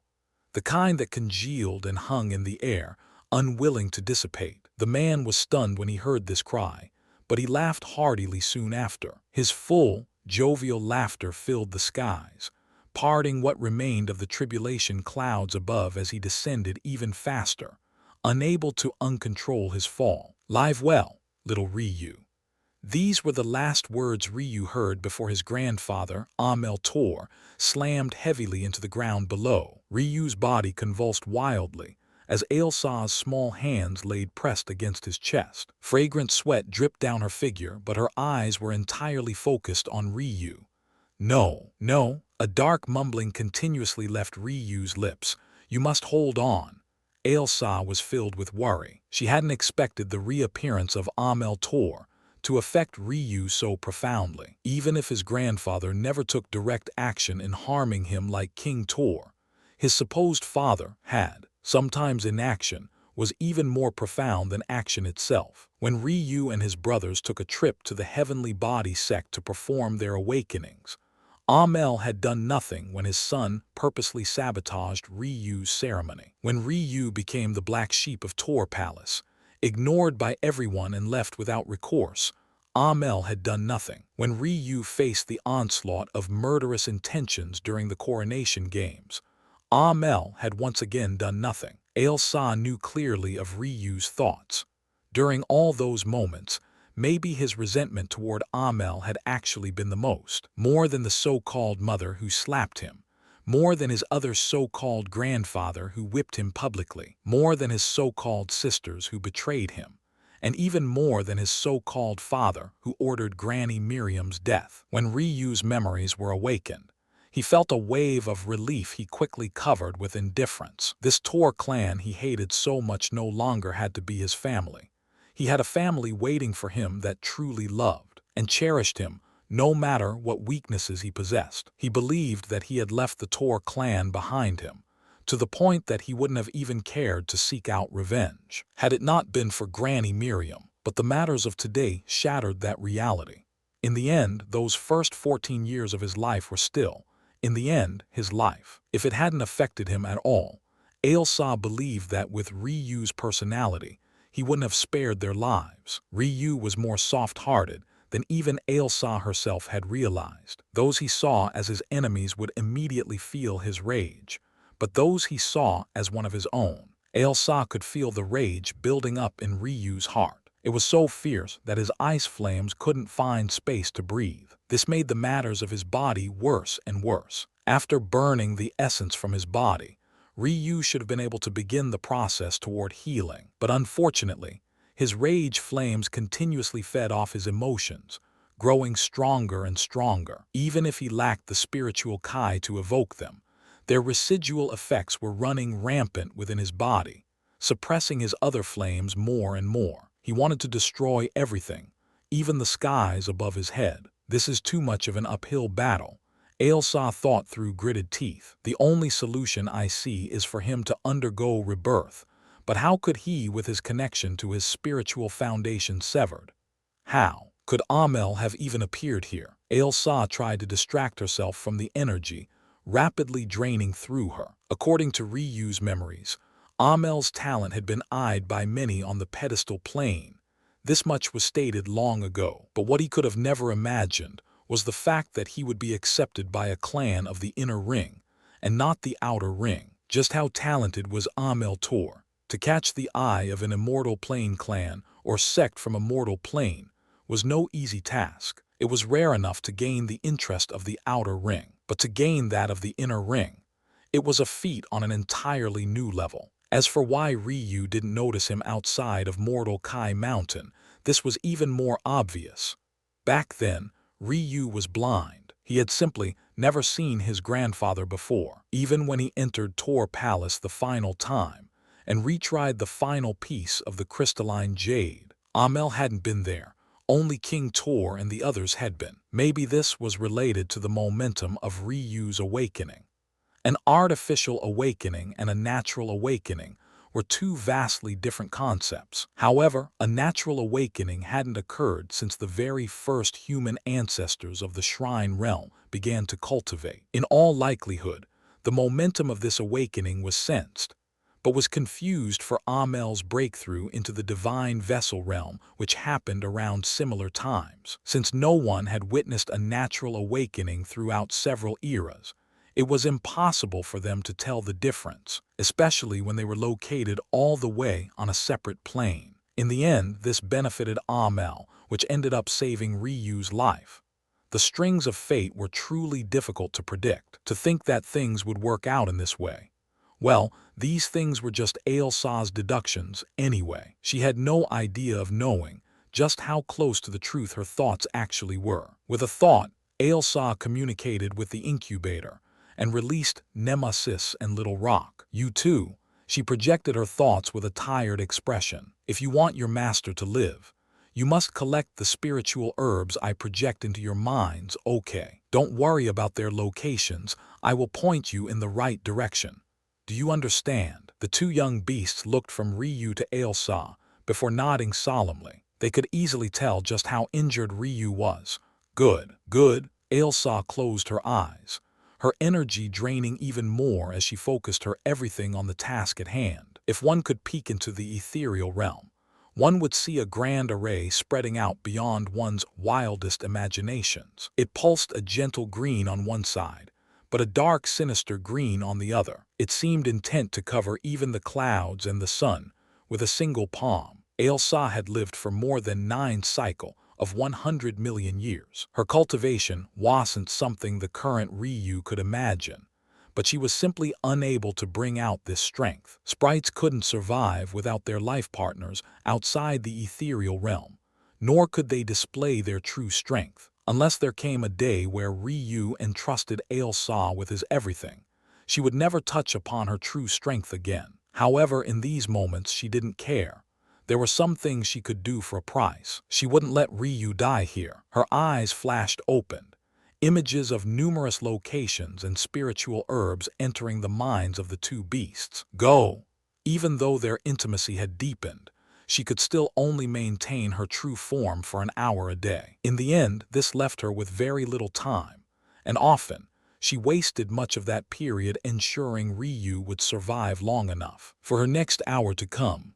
These unfortunate circumstances led to Ryu's vitality ticking violently upward and downward in 24-hour increments. Ailsa focused on finding all of the body realm spiritual herbs she could. If Ryu had no hope of experiencing rebirth, His only chance was the overwhelming vitality of his 4 ancestral beast bloodlines. Suddenly, it became a blessing that Ryu had chosen to complete his Ice Phoenix bloodline first over his Lightning Killing bloodline. Had he chosen the latter, he wouldn't have stood a chance, though the rage in Ryu's heart seemed completely unwilling to settle down and allow his ice flame space to breathe. His phoenix bloodlines began to display their prowess, under the perfect balance of the ice jade crystal body, not to mention this bone structure's own overwhelming healing capabilities. Ryu's body finally took a turn for the better. Why was it that anyone who used Phoenix heavenly body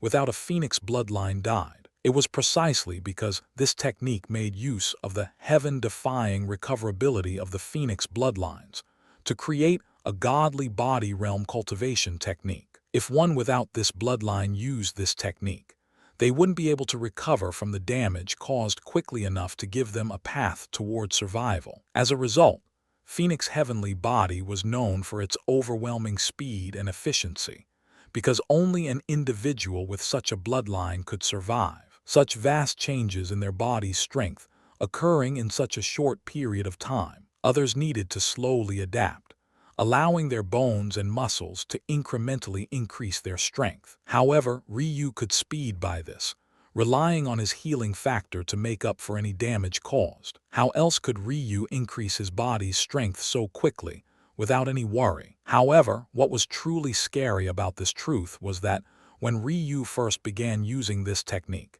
he had yet to begin to strengthen his Phoenix bloodlines. But now, he had raised both his Fire and Ice Phoenix bloodlines to their maximum potential within the pulse-tempering realm. Even this was still only one aspect. If one thought that just because you had been born with these bloodlines that you would definitely awaken the ice and rebirth flames, you would be sorely mistaken. Why was it that Ryu had gone through so much trouble to find the Death Shrine? It was precisely because his Grandma Kuken's Ice Phoenix clan was weakening, because no one had awakened their ice flame in several generations. This wasn't a problem only the Ice Phoenix clan faced, but the Fire Dragon and Fire Phoenix clans also had issues awakening their innate flames, albeit to a more minor extent. So why was it that Ryu not only awakened one of these flames, but 3 so easily? The answer was simple: the origin flame. Ryu was completely unaware of this, but xianxia was very certain of this deduction. The origin flame was the king of flames. Its importance and strength were clearly exposed in its very title. If it couldn't elicit the awakening of flames an entire grade below it, would it still dare to call itself the king of flames? There were 33 flames of each grade, but there was only one origin grade flame. What was the significance of all of this? Some beast bloodlines were special and wouldn't awaken their true strength until a particular bloodline talent was awakened. Should the particular talent never awaken, their strength would be capped, sometimes only becoming capable of displaying the strength of a bloodline several grades below it. Phoenix bloodlines were one such example. They wouldn't be able to show their true strength until their innate flames were awakened, and Ryu had awakened them both. What xianxia sent Nemesis and Little Rock to find weren't herbs to increase Ryu's body strength, but rather herbs that could quickly replenish lost blood. Ryu's life was hanging on by a string, but as long as his blood could be filled back to capacity, it was very possible that he would recover in just a few days. If it wasn't for the fact essence was a higher grade energy than Ryu could imagine, forcing him to severely injure himself in order to burn it all away.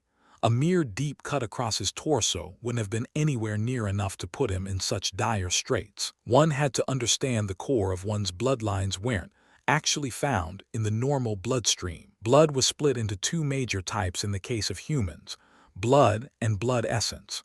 Blood was what Ryu had lost. However, blood essence was where his true strength lied. Even if he was bled out completely, he would never lose his ancestral bloodlines as long as his blood essence remained intact. Due to the importance of blood essence, it was given certain protections by the heavens. No one could forcefully take another's blood essence without the consent of the person in question. This was regardless of whatever strength difference there was. What xianxia needed to do was stimulate Ryu's blood essence to make it produce more blood. It was on a day xianxia was diligently following her plan that Ryu's body suddenly convulsed. In that moment, a blazing blue crystal flame erupted from his pores. However, xianxia didn't even get the chance to be shocked, as an even more dazzling scene took place. A gentle red-gold flame followed right the royal blue flame. They blazed together as one, melding into a beautiful violet color that coated Ryu's body. In an instant, Ryu's body began to recover at a visible rate. Asterisk, where the hell is that bastard Amel?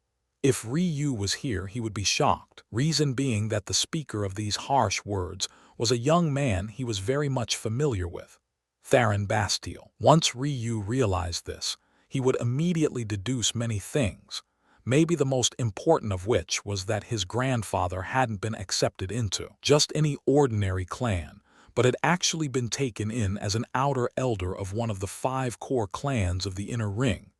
This made sense. After all, the Tor clan was born with the iron bone structure and were rulers of the heavenly body sect. It was logical that the Bastille clan, known for their special earth bloodline that gave them strong bodies, would be interested in taking in such a talent. Still, after understanding this, Ryu would be confused. As for why he would be confused, this much is obvious after thinking for just a small bit of time. The core clans of the Inner Ring and the core region were already colluding with one another. This collusion led to the core clans being represented by connecting heaven realm experts of the core region. After all, wasn't that the purpose of all of this from the very beginning? The issue was that each clan was only allocated 3 spots, but the Bastille clan was already represented by Vigil and his 2 henchmen who were much older than the supposed 500-year-old cutoff. Clearly then, the question becomes obvious.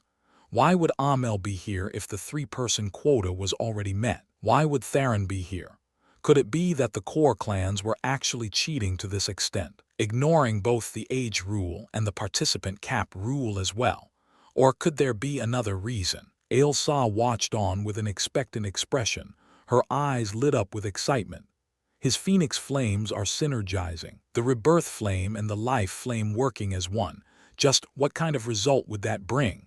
Much like the rebirth flame was, also known as the nirvana flame, the ice flame also had a secondary moniker, the life flame. Within lower flame grade tiers, a flame would be lucky to have any ability besides its innate heat. However, within higher grades, flames would begin to manifest all sorts of extraordinary powers. The rebirth flame's immunity to flames and the ice flame's oppressive cold were just 2 examples of this. As one might expect with a secondary name like this, the ice flame breathed boundless vitality into its wielder. Ryu had yet to find the opportunity to experience it because the moment he awakened it, he immediately formed his Kai blade. His mental realm was so focused on his breakthrough into the spiritual severing realm that it didn't have any stamina to spare toward his ice flame. But now things were different. Thanks to xianxia, Ryu's blood essence was fueled with more than enough energy to fill his body with the blood he had lost. And thanks to the incubator, this process had been seamless. Plus, having rested for so many days in a row, Ryu's mental realm had long since begun the process toward recovery. After all, with the perpetual visualization of the immortal Sakura, Ryu's mental realm wasn't so fragile. Could it be that the Nirvana flame has an amplification talent, as well as an immunity talent? Or is it that this ability can only be seen when combined with other phoenix flames? From xianxia's understanding, the Dark Phoenix was the phoenix with the most potent attack power. The Ice Phoenix was the phoenix with most potent defense. However, the Fire Phoenix was the ruler of all phoenixes. As for why this was despite their apparent lackluster abilities, it was precisely because rebirth was what bridged life and death. There was no more suitable ruler of the phoenixes, which was also why the Fire Phoenix was the most often depicted representation of phoenixes. Since the Fire Phoenix was seen as the emperor of phoenixes, it wouldn't be surprising if their flames had a nurturing effect on the ice flame. In fact, the benefits were plain as day. Ryu's ice flame shouldn't have awakened any healing talents yet. For now, it should only have its freeze talent. As for the vitality it provided, this was more of an auxiliary effect. To most accurately describe it, it was similar to water dripping from a leaky faucet. The talent had yet to truly awaken, but it still provided some benefits in certain aspects. Yet under the influence of the Nirvana flame, Ryu's ice flame performed as though it had already awakened its heal talent. If it was this potent now, how potent would it be once this talent truly awakened? Ailsa, who was lost in thought, was suddenly stunned by Ryu's eyelids flashing open. Before she could react, Ryu shot upward, his arms wrapping around her so strongly she lost her breath. Ryu. Ailsa squeezed out, but Ryu didn't move. No, that wasn't true. He was moving. It was just that this sort of movement broke Ailsa's heart. Ryu was actually trembling. For a moment, Ailsa forgot about how cold it was around her. Though Ryu's freeze talent hadn't been activated in its truest sense, his skin was still incredibly cold to the touch. It was after she sobered up that Ailsa understood. Ryu wasn't trembling in sadness or pain, he was trembling in rage. He wanted to immediately leave this cave Ailsa found and take the heads of those 3 so-called geniuses. But he knew such an attempt would only end in failure. He was nothing but a cripple now. Without his spiritual foundation, even body realm cultivation was impossible. If it hadn't been, why would he have been so weak in his first life? Without a spiritual foundation, any sort of cultivation was impossible. Not Kai realm cultivation, not body realm cultivation, and not even mental realm cultivation. It was all impossible. This wasn't entirely true, because some minor body and mental realm increases in strength was still possible, but they could only be performed in the crudest way imaginable. How would you increase your body realm without a spiritual foundation? Lift some weights, do some push-ups, go on long runs. How would you raise your mental realm without a spiritual foundation? Suffer through torture, meditate, continuously test your willpower. Maybe if Ryu used all his remaining lifespan training, he might experience a few dozen jin increase in physical strength, and that was only after factoring in his innate talent. As for his mental realm, this hardly needed to be mentioned. It was impossible. However, Ryu was unwilling to give up. Things couldn't end like this. His family was waiting for him. His mother was still sealed in her world of ice. His father was still roaming the nether realm alone. His wife was waiting for his return, for him to fulfill his promise. He needed to calm his rage. He needed to calm his heart. He couldn't lash out. Doing so wouldn't benefit him, it would only harm him. But he didn't know how. He didn't know how to calm this seething heat in chest. If it wasn't for his rebirth flame synergizing with his ice flame, maybe he would have never woken up. So he held on to Ailsa. It wasn't because he had accepted some secretly hidden feelings within him, but it was rather because he was being selfish. He needed comfort. The way things were right now, the only comfort he could possibly find was in Ailsa. He remained silent, and as unmoving as his trembling body would allow, his strong arms wrapped around her waist. After a while, Ailsa's arms stopped hanging limply as her hands lightly rubbed his back. It was impossible to know how many hours they remained like this, but Ryu's trembling eventually began to slow before quietly fading away completely. In those moments, Ailsa's gaze flashed with determination. She didn't know quite yet how she was going to do it, but she would definitely find a way to re-establish Ryu's link to his dancing. Since she had guided him into this mess, she would guide him out. This was her duty as a cultist fairy. This was her pride as the princess of the cultist clan. Her shaky insecurity and faulty determination vanished. Since the worst-case scenario had already occurred, what else was there left to fear? "I'm sorry." Ryu released Ailsa. He knew well that she was overdrafting herself to maintain her true form, all for his sake. Luckily, since she wasn't using energy or any techniques, it was possible to hold this state for longer than the usual hour limit. Ailsa giggled. "You felt up this big sister's body for so long, yet showed no reaction. You really know how to break a girl's heart." Ryu opened his lips to reply, but in the end he sighed and shook his head in defeat. To think he was actually worried about this life partner of his, blaming herself. If she could still joke like this, it seemed she had experienced her own breakthrough. Ailsa wasn't wrong, though. Her body felt practically boneless and was soft beyond compare. Ryu had only acted on instinct, but she really did have the capital to comfort anyone, man or woman. "Are you all right?" Ailsa's voice softened. "I'm fine," Ryu replied without much emotion. "In the end, he was still your grandfather," Ailsa said lightly. "Yes, yes, he is." Ailsa's eyes glowed for a moment at these words before the light in her gaze vanished. Ryu's meaning was clear. Before, no one from the Tor clan was worthy of being called family by him, but Amel Tor was now a man Ryu would call grandfather sincerely. The matters of the past didn't matter. The reality that his Tor blood had been eradicated by his 4 beast bloodlines didn't matter. The fact that Amel was actually far weaker than himself didn't matter. King Tor, he was no father of his. Concubine Leilani, she was no mother of his.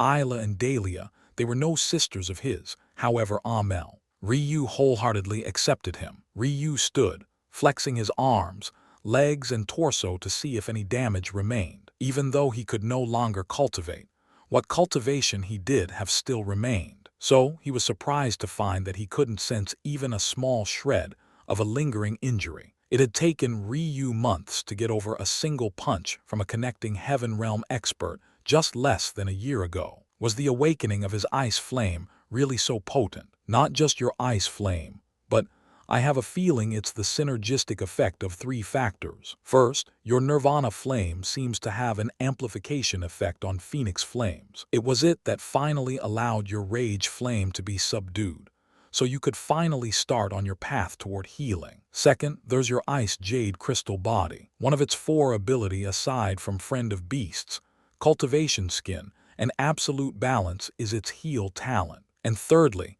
the absolute balance of your bone structure allowed these abilities to not only not impede each other, but actually work together to produce a result larger than the sum of its individual parts. Normally, only body realm cultivators who have entered the blood tempering realm could regrow limbs, but I feel that you have the ability right now, even without awakening your ice flame's heal talent. Ryu nodded in understanding before suddenly realizing that he was actually naked. Still, he didn't react much to this fact, and simply communicated with his spatial ring to put on a pair of loose black pants, and left it at that. Since he currently had no kai, there really wasn't a point to putting on the robes woven by a spiritual seamstress now. If he did, they would only be needlessly destroyed without the support of energy. It was better if he wore clothes of little value. "Are you worried?" Ailsa stood to her full height from her knees, looking toward Ryu with a curious light. "No," Ryu replied. "I believe in you." Ailsa felt a warmth in her heart hearing these words. If Ryu had said this in the past, it would definitely have been more empty than anything else. After all, did he have any other choice but to believe in her? However, Ryu had been won over by Ailsa's resolve. This kind of confident woman, one certain in her abilities, only this kind of woman could grab Ryu's attention. If Ailsa truly wanted to be his big sister, she was practically competing with the heavens themselves. It was difficult to budge Nura's position in his heart, but this step she had taken, it was the right one. "Good," Ailsa said with a grandiose air, her golden hair suddenly whipping under her momentum. "You may think that cultivation is impossible, but this isn't entirely the case. Someone born without a spiritual foundation truly wouldn't be able to.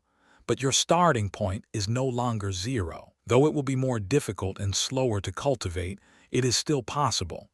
The first step is your mental realm. Even if you couldn't cultivate, you could still create new visualizations. No. Even if you couldn't cultivate, you can still find stronger corpses. No."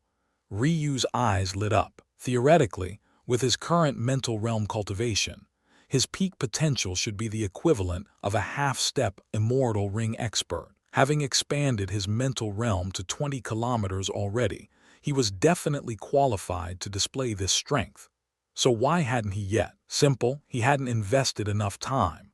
The period he had spent cultivating was still too small. He had yet to truly grasp the strength of his immortal Sakura technique, and he hadn't learned any mental realm combat techniques. Then how do I compensate for my lack of Kai? How do I form death seals? I no longer have access to grave Kai, nor can I accumulate more through cultivation. In addition, I haven't comprehended a death inheritance, so I can't rely on this either. To make matters worse, without a spiritual foundation, I can't establish a line of communication with the heavens, so it is impossible for me to comprehend a death inheritance now. Ryu didn't question Ailsa in despair. If he was saddened by these thoughts, his eyes wouldn't be glowing. He asked these questions because he believed that Ailsa had a solution. Ailsa smiled widely. Of course this big sis of yours has a solution.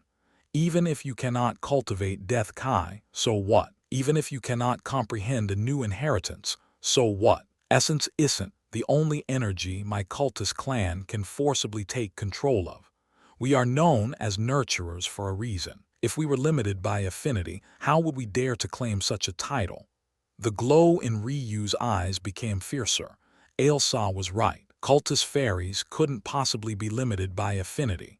Or else wouldn't that mean that there would always be talents they couldn't nurture? If this was true, how could they dare give themselves such a grandiose title and be among the top-ranked fairies? All little Ryu has to do is follow me.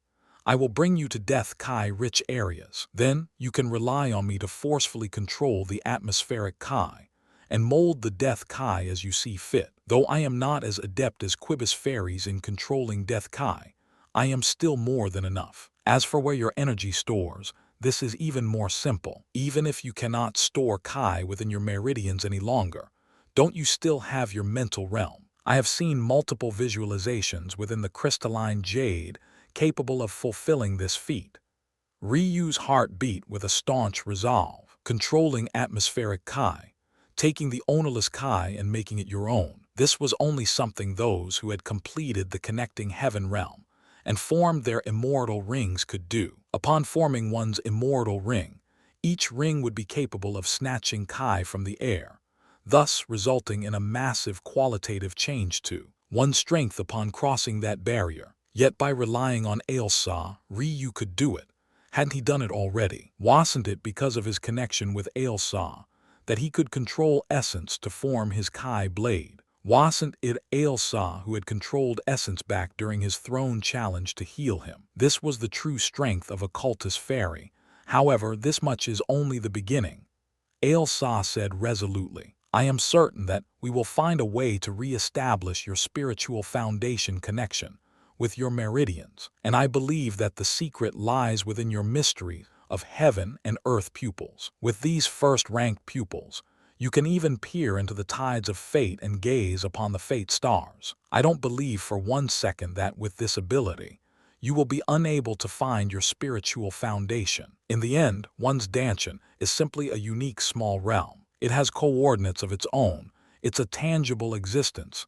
It hasn't simply disappeared. As long as you become strong enough to find it through space and time, your strength will skyrocket. The heavens love to take things away, but when it comes across those able to snatch their belongings back, the rewards will be unimaginable. As difficult as it is to cross the spiritual severing realm with chaotic silk meridians, the rewards for doing so must be grand beyond compare.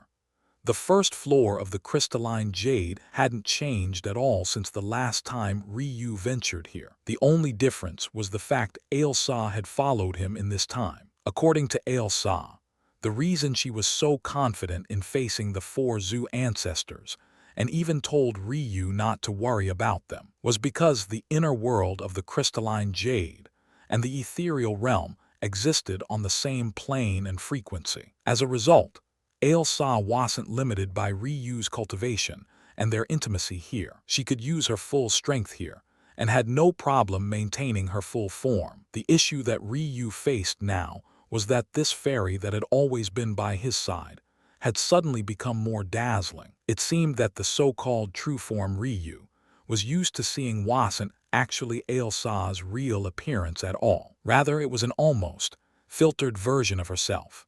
The real Ailsa made Ryu's heart beat uncontrollably. It was only after regaining his bearings that Ryu understood that this wasn't entirely because Ailsa had become more beautiful, although that seemed to be part of it. Rather, since they now fully existed on the same plane, Ryu could feel just how deep and enigmatic their connection as life partners was. Ryu felt that even if he hadn't exchanged a single word with Ailsa before, and that this was the very first time he was seeing her, he would be willing to entrust her with his life. For a man like Ryu, this was a scary realization. It felt as though his sense of self and control was being ripped from him, as though he was being told who he should like and who he shouldn't. This made him feel incredibly uncomfortable. Is this why Ailsa avoided entering the crystalline jade with me all this time? Ryu suddenly had this thought, but Ailsa, who was very much used to responding directly to the questions that popped up in his mind, pretended as though she hadn't heard a single thing. In the end, Ryu could only smile bitterly. Could he blame her? The Ryu Ailsa first met was incredibly abrasive. In fact, Ryu knew he hadn't changed much at all since then, aside from growing closer to Ailsa. If the him of back then had felt this feeling, how would he have reacted? Maybe he would have tried everything in his power to get rid of Ailsa, no matter what level of benefits she brought him. Only now that their relationship had begun to bud more naturally, was this feeling easier to accept. Ailsa continued to smile lightly, her arm hooked around Ryu's as she pretended to be complete oblivious to his stream of thoughts. In the end, it wasn't just Ryu who felt more intimate with Ailsa in this state, but the vice versa was also true. In the end, wouldn't this realization help Ailsa guide Ryu all the more? They strolled through a familiar forest of statues. Maybe it was because Ryu's mental realm was far stronger than the last time he entered, but the oppressive aura here seemed to be multiplied many times over. This seemed odd. After all, if one became more powerful, why would you feel more oppressed? But the answer lay in the fact that Ryu simply hadn't been qualified to see the secrets of the statues when he first came here. Plus, this time around, he was paying attention to them, while before, he had cut a straight line toward the singular bookcase of cultivation techniques. Oh, I almost forgot, Ailsa said suddenly as they passed by the beautiful display of cultivation techniques stored with jades of various colors. The Death Kai cultivation techniques in this showcase were useless to you before, but now they might not be. You understand what I mean, right?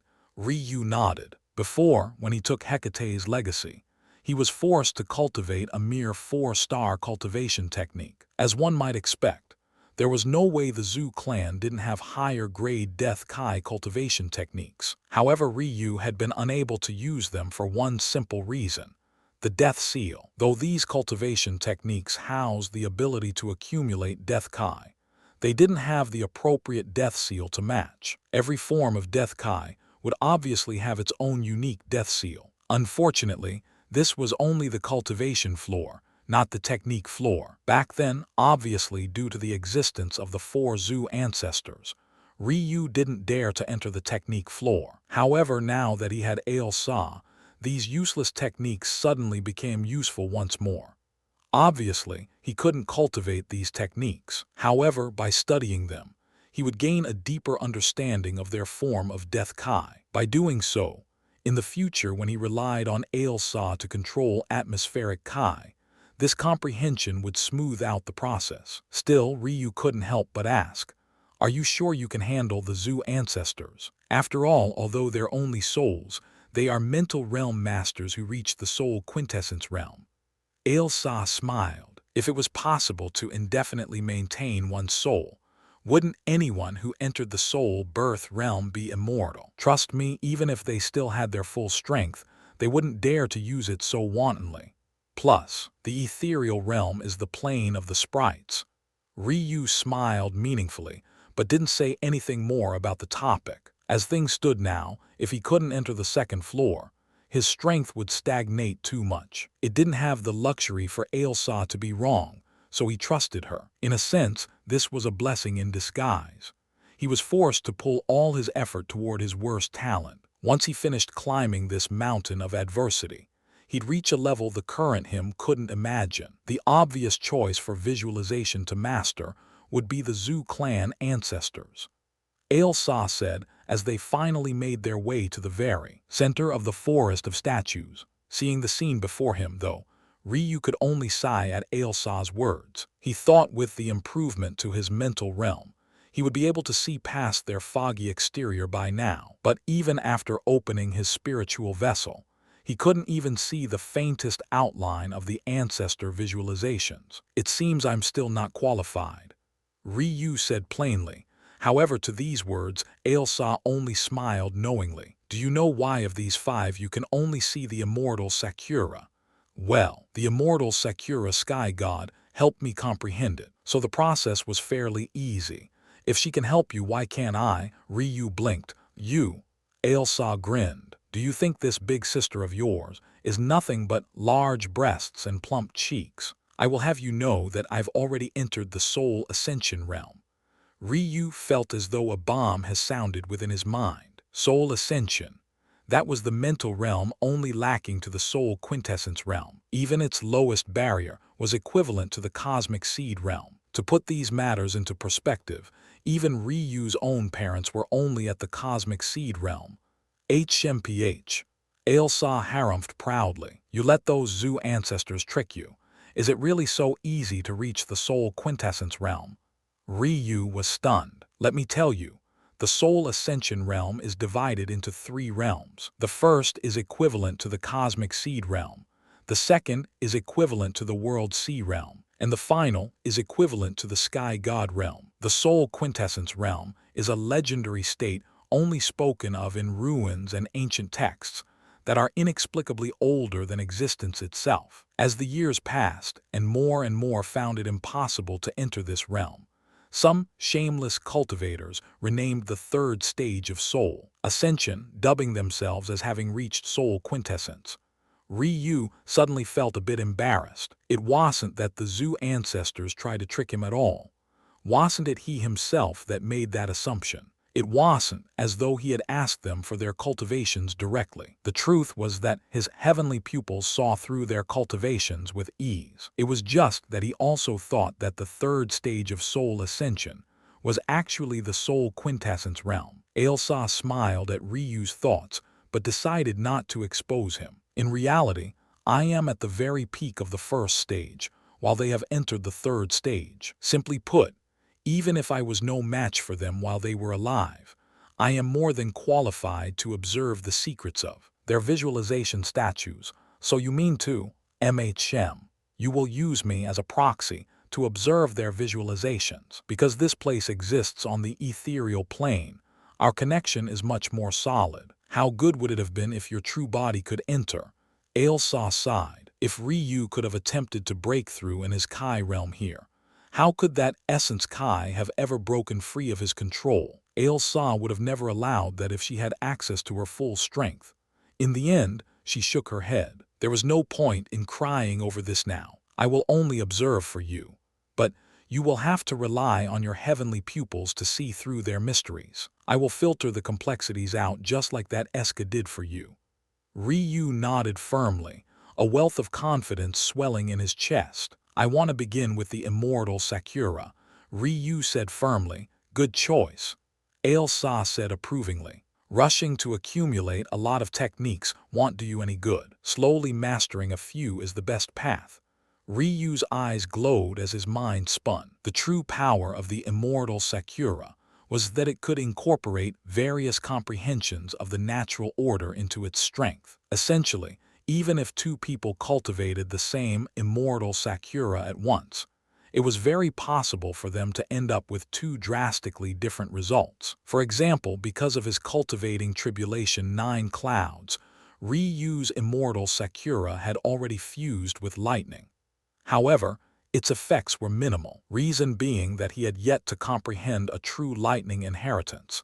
It was simply the residual lightning from the formations he had drawn in his mental realm that provided those effects. But Ryu had a much better idea now. And this time, the incorporation should provide a devastating boost to its strength. The Ice Phoenix was known for its defensive prowess. To confirm this truth, One only needs to look toward the fact Ryu's own mother, Himari, managed to seal a large portion of the shrine place. Even almost a billion years later, the seal continued to remain untouched. This was the power of the ice phoenix. So, what kind of devastating effects would such astonishing defensive prowess bring when combined with the ultimate defensive mental realm technique in the immortal Sakura? Ryu felt a keen anticipation in finding out. But first, he had to raise his comprehension to a realm where it was worthy of his ice flame. The immortal Sakura had 7 levels of separation, denoted by the color of its petals: the translucent stage, the white stage, the cherry stage, the red stage, the violet stage, the purple-gold stage, and finally the gold stage. Each of these degrees of separation actually perfectly aligned with the various mental realms. The translucent stage was appropriate for the spiritual entrance realm, which ranged from the awakening realm to the half-step divine vessel realm in strength. If converted to the Kai realm, the white stage, Ryu's current stage, was appropriate for his current spiritual endowment stage. This ranged from the divine vessel realm to the half-step immortal ring realm in strength when converted. The next cherry stage was appropriate for the soul birth realm, equivalent to the immortal ring realm. The next was the red stage, was equivalent to the soul refinement realm, the equivalent to the path extinction realm and Tao pedestal realm of Kai realm cultivation. Finally, the final 3 stages were equivalent to the cosmic seed, world sea, and sky god realms. However, this was only base strength. If the immortal Sakura was fused with powerful natural order comprehensions, it was possible for it to transcend the strength of its stage. Currently, Ryu was at the very beginning of the white stage, so while he could hold off attacks from the lower divine vessel realms for a while, it was impossible to block even peak divine vessel realm strength, let alone connecting heaven realm strength. His first task was to raise his comprehension of the white stage to the absolute limit. Once that was completed, he would fuse his ice flame comprehension into its visualization. If his body hadn't been so severely injured back then, he could have directly run away from those 3 geniuses without an issue. And now that he was fully healed, he would go all out. There wasn't any magical time-slowing effect in the crystalline jade, but Ryu had long since realized that thinking speed was far faster than taking action with one's body. Effectively, this meant that the stronger Ryu's mental realm, the slower time would move within the crystalline jade. As things stood now, he already thought 10 times faster than a normal individual, thus effectively slowing down time by 10 times here. In one day, Ryu could make the progress of 10. He would take full advantage of this. I'm ready. Let's do it. The most basic ability of life partners is one that shares cultivation. Unfortunately, since fate played a trick on us, the difference between you and I is too large to allow this. If I truly shared my cultivation with you, not to mention the fact our intimacy is not yet deep enough, you would die without a corpse. However, the little bit I can share should be enough, xianxia said lightly. Ryu had already sunk into a state of absolute focus, his silver pupils trained upon the image of the immortal Sakura. The intimacy between Ryu and xianxia was not yet deep enough to share cultivation outside the ethereal realm. And even if it was, Ryu would die long before he could use it. But at least here, xianxia could share a bit of it, just enough for Ryu to truly gaze upon the immortal Sakura and peer into its secrets. The essence of the immortal Sakura. It was one of the most ancient existences, a tree much like humans that started with nothing to become a mighty race that ruled over many. The immortal Sakura. Ryu remembered reading about it. At the start of its existence, it was a beautiful cherry blossom tree. Though a gorgeous sight to behold, it held no strength of its own. One might think that with such an amazing evolutionary peak, that the cherry blossom was also quite grand when it was a mere common grade existence. However, this was not true. Its presence wasn't particularly domineering. Its lifespan was relatively short when compared to other trees, and its most beautiful flowering stage only existed for a fraction of that already short time. However, when it shone, was there another tree that could compare to it? Ryu involuntarily smiled at this thought. Wasn't the immortal Sakura very much like himself? He still remembered the view of his fate star, that blazing ball of silver platinum flames. Since that day at the peak of Shrine Mountain, when he discovered the downturn of his Tatsuya clan's faith, he had never sought to look at his fate star again. In fact, if it wasn't for his family, he wouldn't have looked at it then either. He simply hated to see it. What were his words back then? It would burn brighter and larger than the rest, but also dim and die sooner as well. That was Ryu's reality. He had been destined to die. Though his talent outshone all others, though he had a dazzling, gorgeous peak, that was all. It was all empty. However, despite being raised under the same circumstances, that ordinary cherry blossom tree, only known for its beauty, became the mighty, immortal Sakura. How did it do it? The answer was simple: persistence. Through rain, snow, sleet, hail, it learned to stand tall. Through savage winds and murderous tsunamis, it learned to endure. Through untold tides and the undefeatable passage of time, it became immortal. Persistence. Ryu's eyes glowed. Ailsa shook her head. It's only been a few minutes, yet he's already seen through the essence of the white stage. The first step of the cherry blossom's evolution into the immortal Sakura. Persistence. The first-rank pupils are truly too monstrous in comprehension. If it hadn't been for little Ryu trying to fool those Zoo ancestor back then, by having them think his heavenly pupils were weaker than they were, he wouldn't have wasted months pretending he didn't understand.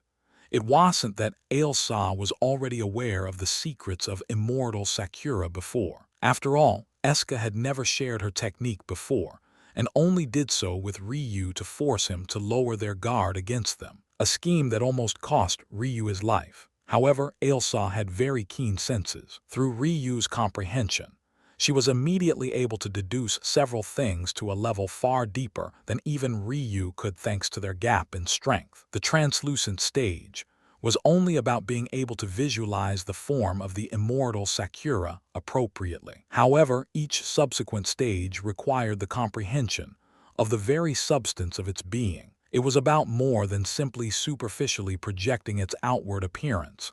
The white stage, it was about persistence. As for the next stage, though Ryu could likely easily sense its true meaning even now, he did not do so. Instead, he immediately exited his state of meditation. If his projection of the immortal Sakura became too perfect, it would burden him instead of help him. If others heard this, they likely wouldn't know whether to laugh or cry. Others were bending over backward to comprehend their chosen techniques, but Ryu was purposely choosing not to. Unfortunately, though with a technique like White Serpent's dance Ryu could fully comprehend it, yet only attack with a portion of its strength. Mental realm techniques were different. Visualizations were set in stone, so changes made them were permanent.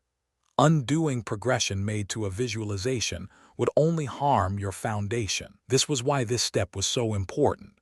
In that moment, a surge of spiritual Kai erupted in Ryu's mental realm. The immortal Sakura in his mind, wrapped in bolts of lightning, waved gently, its white blossoms becoming more and more corporeal. In the end, they looked no different from large, beautiful snowflakes. In addition, if one looked closely, there was already the slightest hint of pink. When Ryu awoke, his gaze seemed a little lost. If only comprehending every technique was this easy.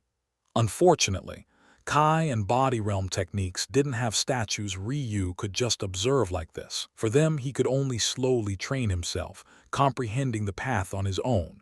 Not necessarily, Ailsa said with a sweet smile. There are some places where those techniques can be observed in this crude way. For example, holy battlegrounds. Ryu's eyes glowed. Ailsa was right.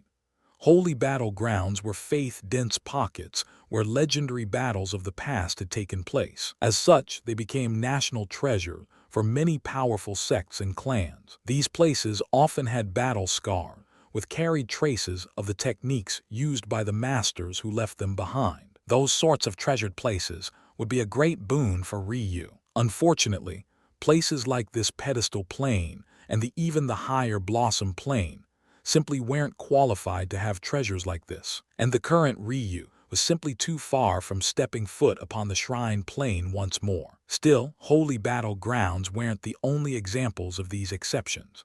The martial world had all sorts of wonderful existences. Ryu could slowly find them in the future. Now I simply need to fuse my immortal Sakura's visualization with my freeze talent. Though the first process had been easy, Ailsa's brows couldn't help but knit slightly. For Ryu, fusing two concepts wasn't difficult. After all, this was what his ice jade crystal body was born to do thanks to its perfect balance. The issue was whether his mental realm could handle it. As of now, his immortal Sakura could already withstand attacks connecting heaven realm experts. If the ice flame's comprehension was combined with it, even attacks from weaker immortal ring experts could be blocked for several short moments. However, everything came with a price. Namely, could Ryu withstand the consumption? No, Ailsa shook her head. I will allow the fusion. Little Ryu needs life-saving measures. Instead of always thinking about how he will be limited, I need to think about how to fix those limitations. That's the only way I can support him properly. As a piercing cold erupted from Ryu's body, Ailsa turned her gaze toward the 4 remaining core visualizations. The 5th still worried her. Like Ryu, she was aware that there were only 4 Zu ancestors. So where had this 5th visualization come from? Even the sight of it filled her with fear. However, she had no choice but to ignore it. No matter what pitfall ls lay with this Zu clan, they must persist. This was the only path toward Ryu's growth. The next will be you. Ailsa set her sights on one of the visualization statues. Since my little Ryu will soon face a stamina problem, you will be the one to fix it.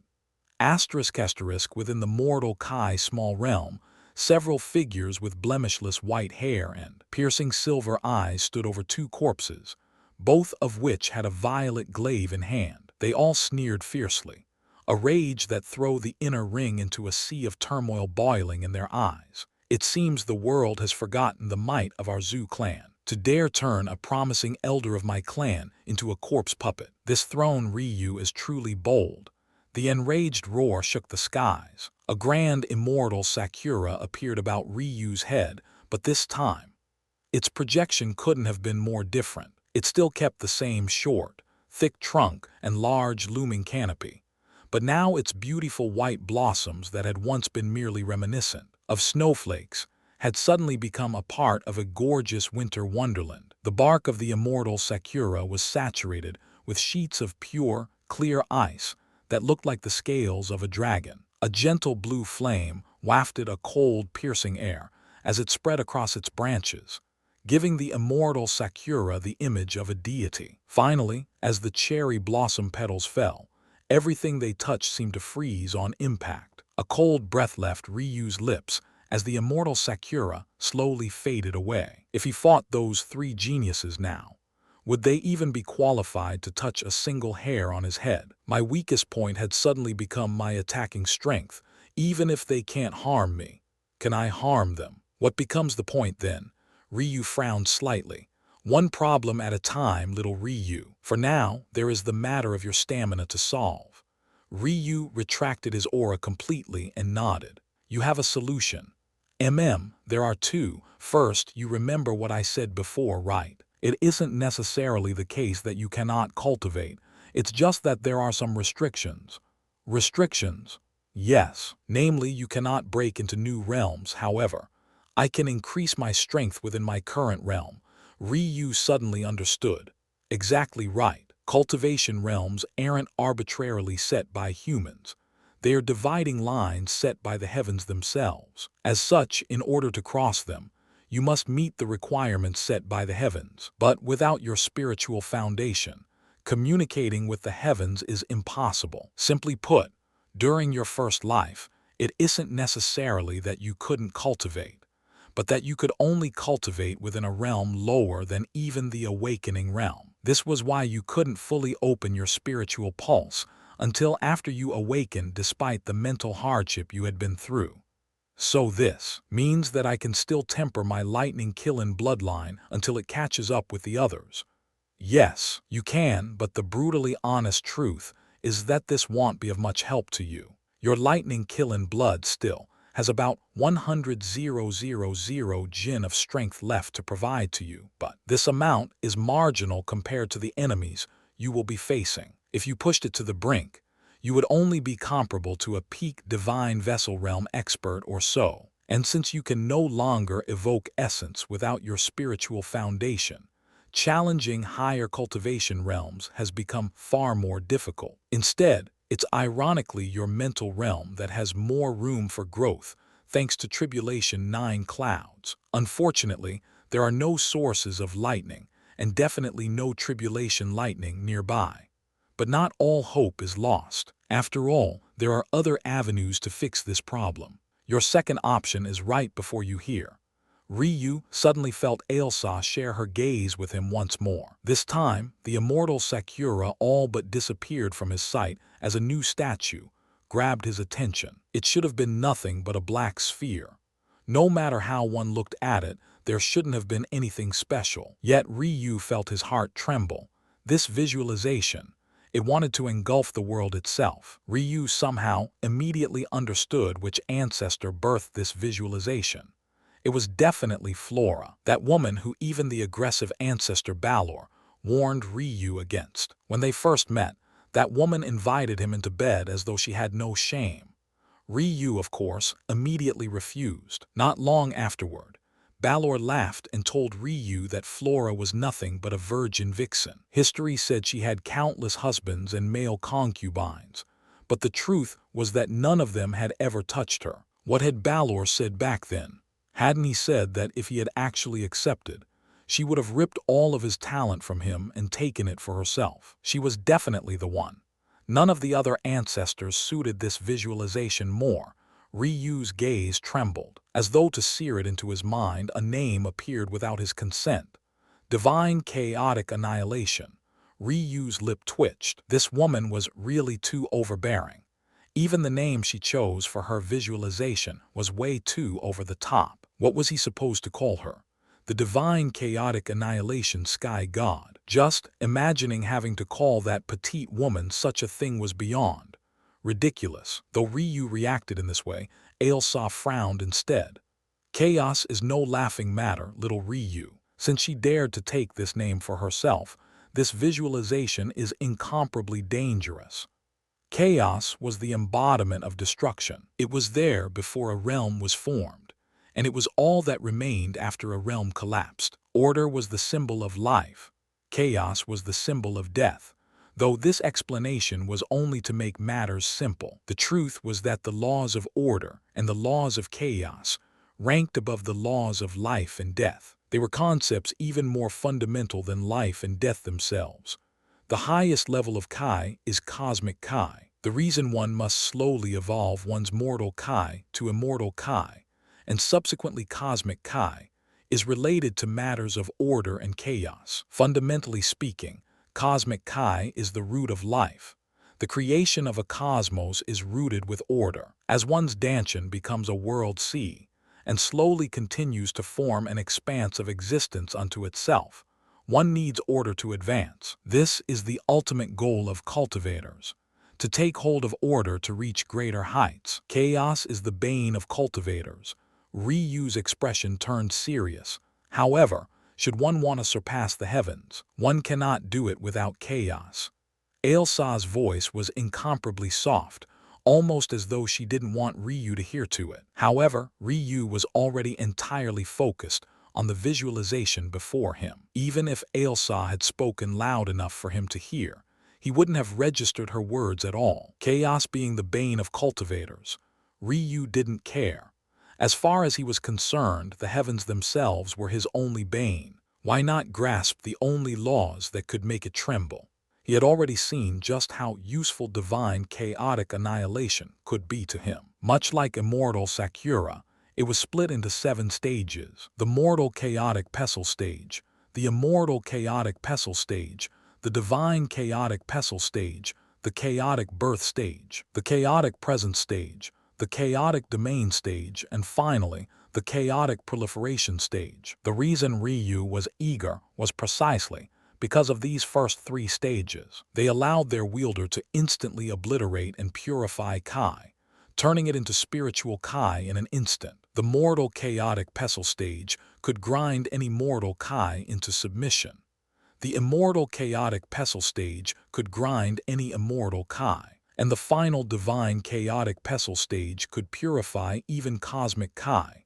This sort of ability, Ryu was certain that there was no other spiritual Kai cultivation method that could provide better or faster results. But this was only one aspect of this visualization. With it by his side, Ryu could confidently be fearless of any mental realm attacks. Such foolish attempts would only lead to one result: annihilation. Weeks ticked by. Immortal Sakura had been simple for Ryu due to the initial foundation laid by Eska's guidance in combination with his heavenly pupils. The questions Ryu asked back then seemed to going around in circles, but they were very pointed and sometimes touched the core of the technique. However, Flora was obviously not here to guide Ryu. Even if she was, Ryu wouldn't trust those Zoo ancestors again. Still, in just a month and a half, Ryu broke into the third divine pestle stage. Immortal Sakura, Ryu held off on entering its third stage because the consumption was too great. But for divine chaotic annihilation, the trade-off for consumption based on return value was too good to give up. If the first stage was granted a value of 1, the third stage was over 10,000. Within Ryu's mental realm, a dense black pearl hovered above his immortal Sakura in perfect balance. Due to the overbearing nature of Flora's visualization, it had actually wanted to destroy everything in Ryu's mental realm, leaving only it as the sole visualization. Thankfully, Ryu's ice jade crystal body showed its prowess once more, allowing Ryu to quickly find the perfect balance. This speed. Ailsa shook her head. This was a sky god's magnum opus, one they spent their entire lives refining and improving. Who knew how many countless million years it took Flora to build up to the third stage? Of course, there was a difference between creating one's own technique and comprehending an already created one. But it was certain if Flora knew how quickly Ryu tore through her greatest pride, maybe that cheeky grin and carefree attitude of hers would finally collapse. Do you think I have enough to support the third stage of Immortal Sakura now?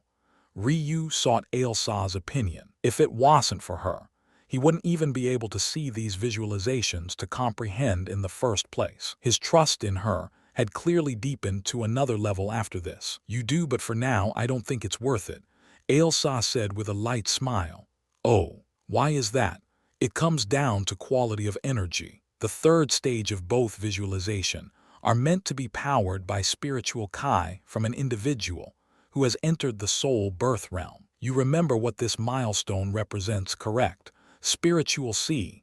Exactly right. Currently, your spiritual Kai is similar to the Kai fumes you had within the pulse opening realm. But spiritual Kai after the soul birth realm takes the form of a liquid. The conversion rate between the two is simply too devastating. The reason entering the divine pestle stage is still worth it is because the technique itself is meant to return more spiritual Kai than you use, at least for the first 3 stages anyway from what I've seen. So it doesn't matter whether your Kai is gaseous or not. Just don't try using it on actual cosmic Kai anytime soon or else you will suffer. But no matter how much gaseous spiritual Kai you convert, you will always be on the losing end of liquid spiritual Kai. Ryu knew firsthand how potent liquid spiritual Kai was. It was so potent, in fact, that it was the form of protection the Zhu clan chose for their entire inheritance. If it wasn't for a series of events and a bit of luck, Ryu would have never been capable of retrieving the crystalline jade to begin with. Ryu sighed. So the consumption is that high. All right, I understand. This much is already enough. I think this can actually make up for my lack of mental realm talent a great deal. Ailsa smiled, but she was actually a bit inwardly confused. Ryu thought that it was his ice jade crystal body that helped keep the balance in his mental realm, but Ailsa felt that his bone structure hadn't awakened to an adequate enough degree to support this. Chaos shouldn't be this docile. Why does it feel like it's actually obedient to little Ryu? Could it be that? An idea came to mind that made Ailsa's beautiful ruby eyes light up. Suddenly, Ailsa's gaze sharpened. It seems quite a few people are searching for you. Ryu's calm demeanor immediately became cold, a vicious light piercing outward from his gaze. Is it the three of them? No, it's actually the Zhu clan. There's no need to worry though. I've set up a few formations to block spiritual sense. Unless they set their eyes on you personally, they won't be able to find you. In fact, they might conclude that you've already left the small realm. A sudden realization came over Ryu. The corpses. Ryu's corpse puppets had been blasted away during the battle, and since he couldn't recall them without touch, he obviously hadn't been able to take them back. On top of this, without his presence, the black fog that hid their features would dissipate. Ryu suddenly felt a headache coming along. His greatest advantage against the Zhu clan was that they didn't actually know he was their enemy. Now, whether or not they were aware of his killing Leopold, they would hunt him down to the death. There's no way any clan would take the insult of turning one of their own into a corpse puppet lying down. Why is the Zhu clan even here? They should have nothing to do with this selection. Ryu didn't know it yet, but this made 3 odd appearances already. Theron shouldn't have been present, nor should his grandfather have been. Now, there was the Zhu clan on top of this. Just what was going on? How much longer until Nemesis is healthy? Ryu suddenly asked. Actually, thanks to your awakening your ice flame, I was able to borrow its power to shorten the 3-month time period. He's already healed and has already stepped into the 5th order. Also, I gave the lightning spiritual roots you collected for yourself to Little Rock. In addition to some hunt the little guy did himself, he too stepped into the 5th order. Ryu nodded. Good. Until I can reconnect to my spiritual foundation, my strength will be hard-capped at about the half-step immortal ring realm. If this takes longer to fix than I hope and I hit that ceiling, I can only rely on those two. AI. I have similar thoughts. Ailsa agreed. They're still weaker than you now, but they will advance rapidly. Plus, Little Rock has the strength of an Earth-grade beast thanks to its bloodline. And though Nemesis only has a black-grade bloodline, its ancestral-grade bloodline talent, currently, also gives it the strength equivalent to an Earth-grade beast. So, battling common grade 6th-order beasts is no problem for them, though it's rare for beasts with such weak bloodlines to reach that stage. Also, as promised, Nemesis' second bloodline talent has awakened. Ryu's eyes lit up. Ailsa refused to tell him what this ability was before, but it seemed she had finally stopped playing around. Like I said before, this talent is known as bloodied lineage reversal. If bloodied lineage can pass down talents to other beasts, bloodied lineage reversal can steal them. A tremble coursed through Ryu's heart. The applications of this ability, they were unimaginable.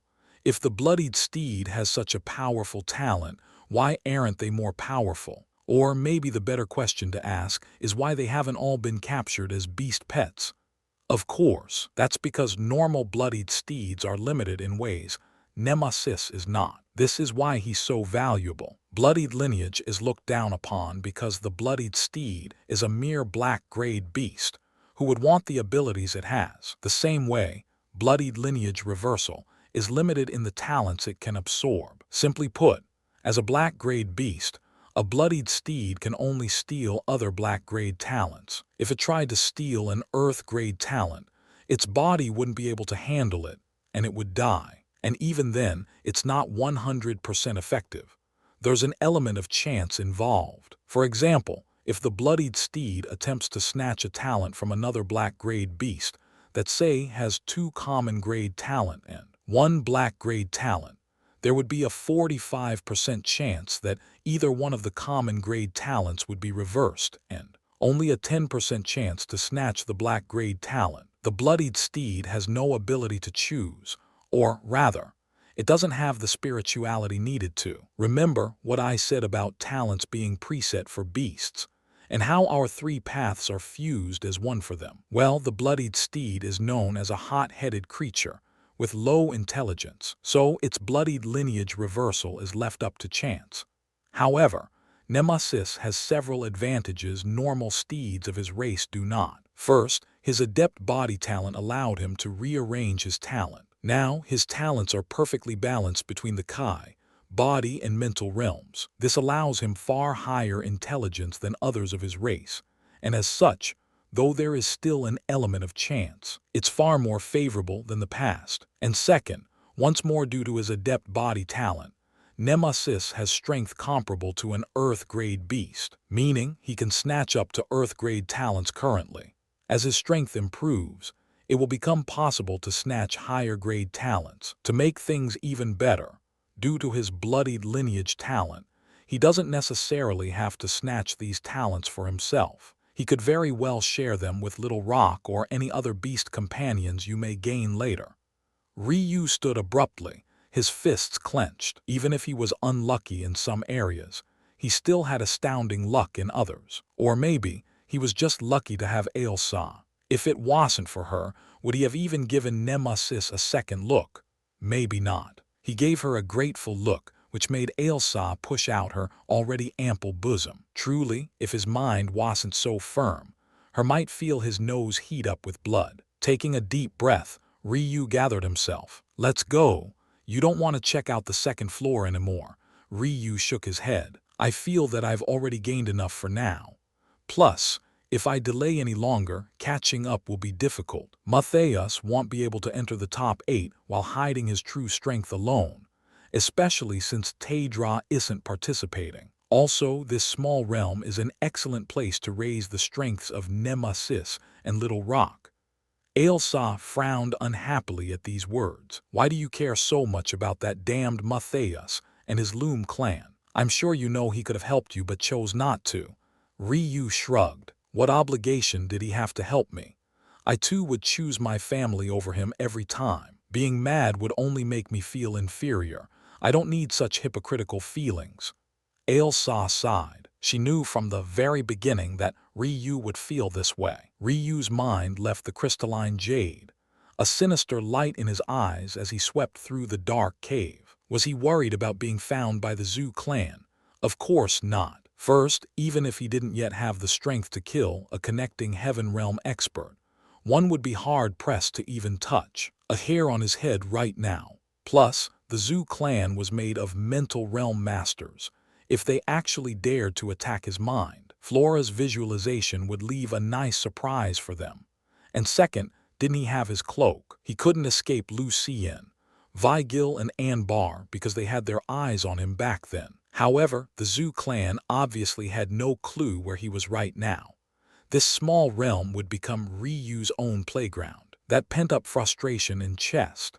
He would allow the Zhu clan and the core region geniuses to feel it well. They would know the wrath of Ryu Tatsuya. Ryu wrapped his cloak around his naked torso before flashing out of his cave at blinding speeds. While fully healthy, Ryu's speed could match an cultivation realm above his own. Since his body's strength was currently at the higher divine vessel realm, this meant that even higher connecting heaven realm experts would struggle to match him in a contest of speed. However, that was only when he was able to circulate his Kai to utilize gliding cloud steps. The current Ryu could only match the speed of a middle connecting heaven realm expert who specializing at lightness type techniques. Still, there was one more factor that was forgotten here. What limited Ryu's speed wasn't actually his physical limits, but rather his defensive and durability limits. It was simply too harmful to his body to go beyond that speed.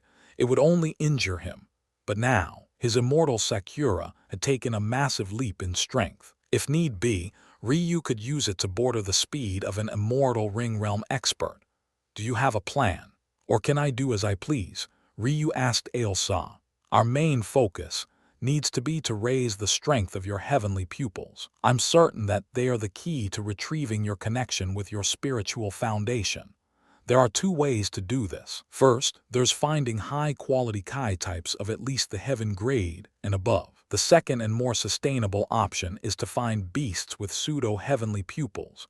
Ryu's brows raised. He had faced such a beast before, the ice-eyed bear. He had an innate advantage over beasts like these, because they were directly suppressed by his heavenly pupils. Because of this, though others found those beasts a nightmare to handle, for him, they were lambs to the slaughter. In addition to this, The pupils of these beasts could be sold for exorbitant prices. Sometimes, humans would integrate with these replica pupils in order to boost their own strength, but they could never match humans innately born with heavenly pupils. Those beasts all have special high-grade kis within their pupils. You can absorb these kis to strengthen your own and break more seals. You've undone 5 to now. The day you reach 9 is the day you will retrieve your spiritual foundation. Big Sis promises. Ailsa smiled sweetly. Ryu nodded seriously. He didn't believe this matter would be so simple. He could faintly feel that of that 999 seals, the 9th was the first watershed moment, and it definitely wouldn't be easy to break through. Plus, to now, he had relied on comprehending inheritances in order to use Essence Kai to break his seals. But now that his connection with the heavens was lost, he couldn't use this method anymore. What Ryu didn't know was that it was even worse than he thought. Ailsa's gaze was also serious, except instead of staring off into space like Ryu, she was entirely focused on the black veined spirit-seeking lilies sitting quietly within Ryu's incubator.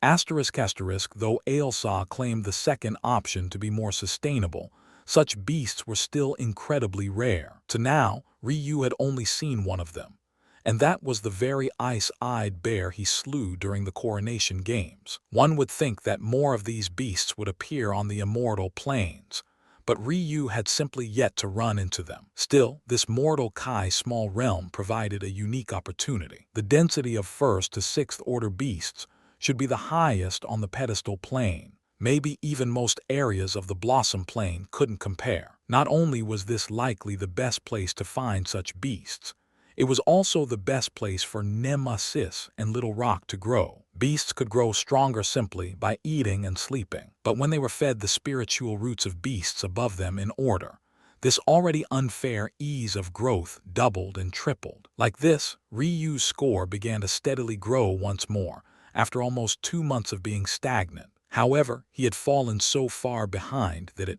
would likely be a while before anyone took notice. At this moment, Ryu stood tall, 2 spears in hand. A beautiful winter wonderland gentle settled around him, but anyone would be able to tell that this land of ice and snow was a projection of this young man alone. The fluttering immortal Sakura above his head was all the proof one needs. He was currently doing battle with a steel-hooved creature. Its singular horn spiraled sinisterly upon the middle of its forehead. It seemed like a cross between a deer and a unicorn, but it was as beautiful as neither. In fact, it could only be described as ugly. Its body was similar to a naked mole rat, covered in wrinkled pink skin. Beneath, one could see a network of green and blue veins pulsing with blood that only became more prominent when the beast was enraged. To make matters odder, its posture was similar to that of an ape, having a far larger upper torso and shorter legs. Ryu had never seen a creature like this. Even Ailsa could only say that it had undergone a disastrous mutation. Beauty, although vain, was an evolutionary construct.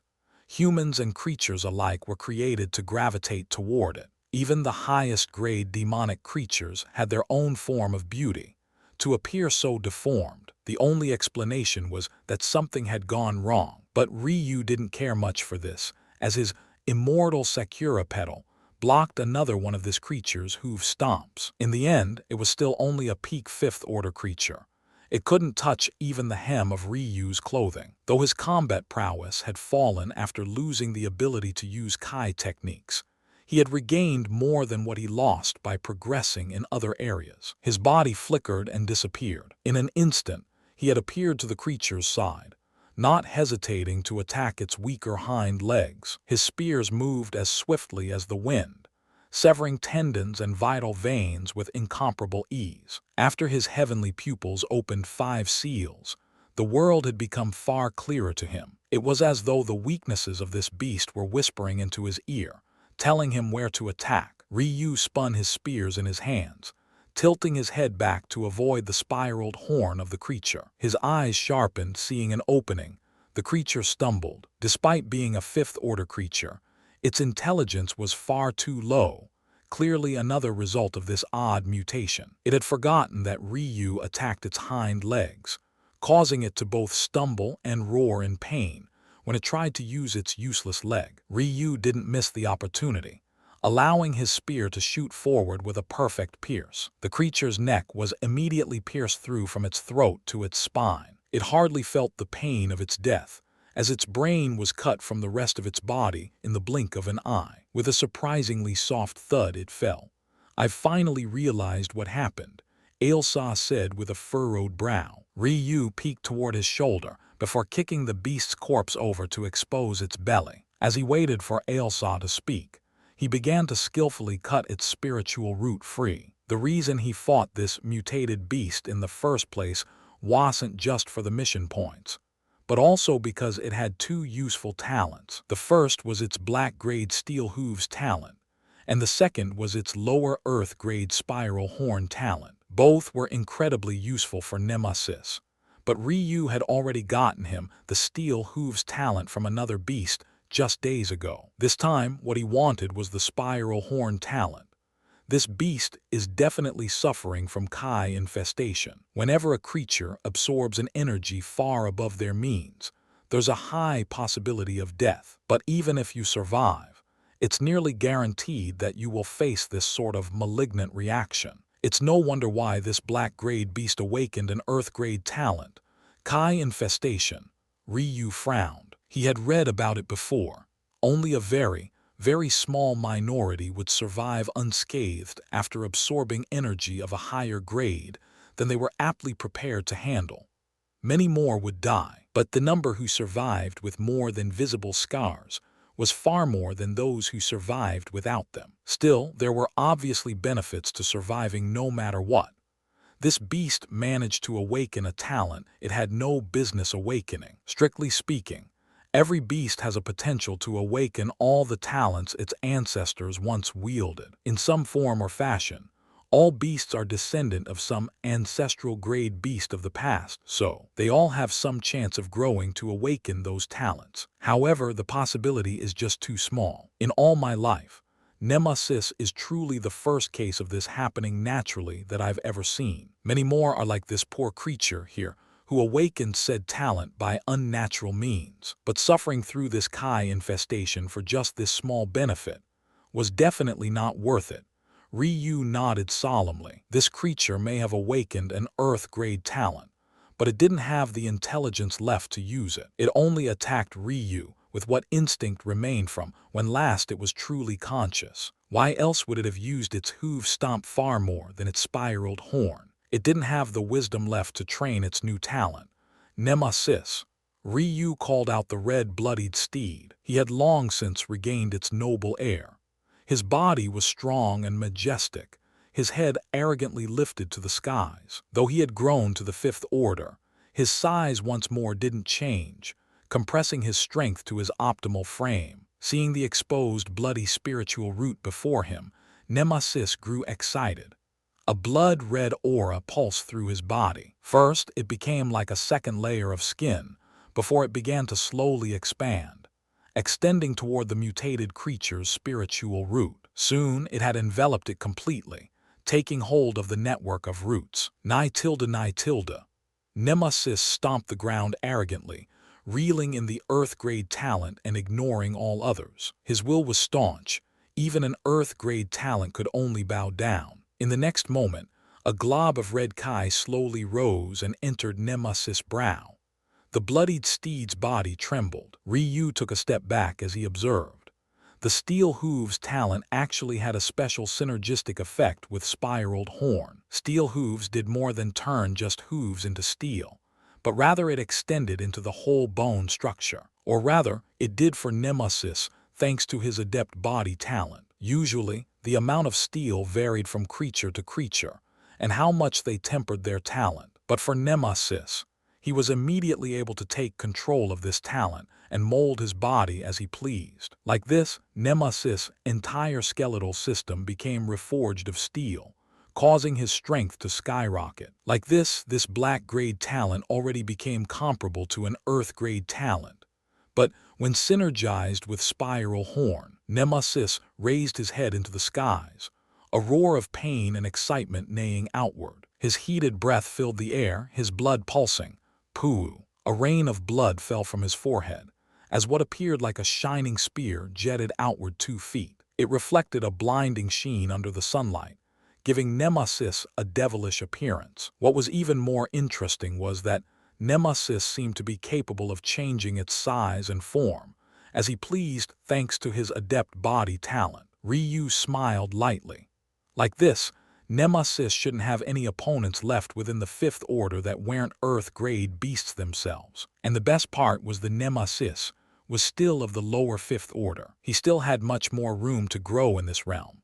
With a single leap, Ryu settled onto Nemesis' back. Not even a moment later, they had shot forward hundreds of meters. Little Ryu, I don't believe this matter of Kai infestation is so simple. I was thinking the same, Ryu thought. Since he could no longer use his Kai line technique, he just relied on Ailsa to read his mind. This is a world of mortal Kai. There theoretically shouldn't be any Kai here that a Fifth Order beast can't absorb. This was precisely the selling point of the Inner Ring. They didn't have any immortal Kai stone mines, but they had a copious amounts of mortal Kai stone mines. Many had been trying to find the reason behind this phenomenon, but none had. Mortal Kai Mountain simply sat here as though taunting them. However, Ryu had something the previous inhabitants of this pedestal plane didn't have: power. Of course, this wasn't his own power, but rather Ailsa's.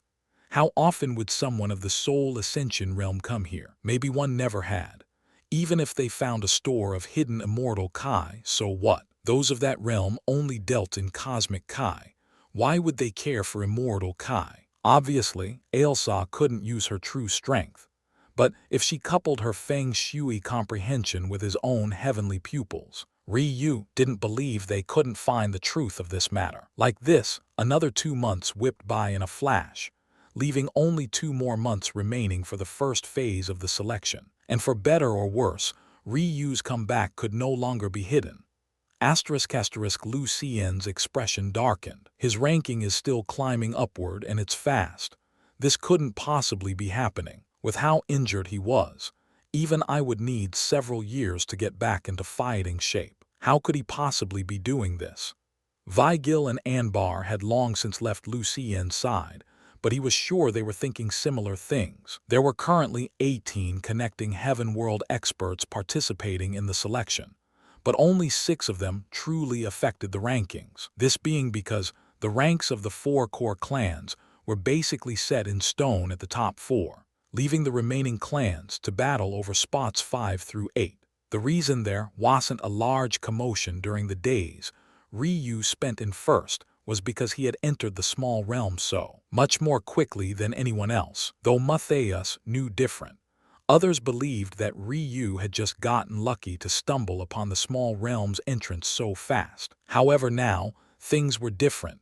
Ryu was quickly making up 2 months' worth of ground. Even after starting so far behind, he had already entered the top 50. When his point total was combined with Matthias, who maintained the 7th rank relatively consistently, it was enough for the Loom clan to maintain striking distance just outside the 10th overall spot at 11th. To put matters into perspective, though eyes were focused on the connecting heaven realm experts, they weren't the only geniuses the core region had sent. The 18 were split among 6 clans.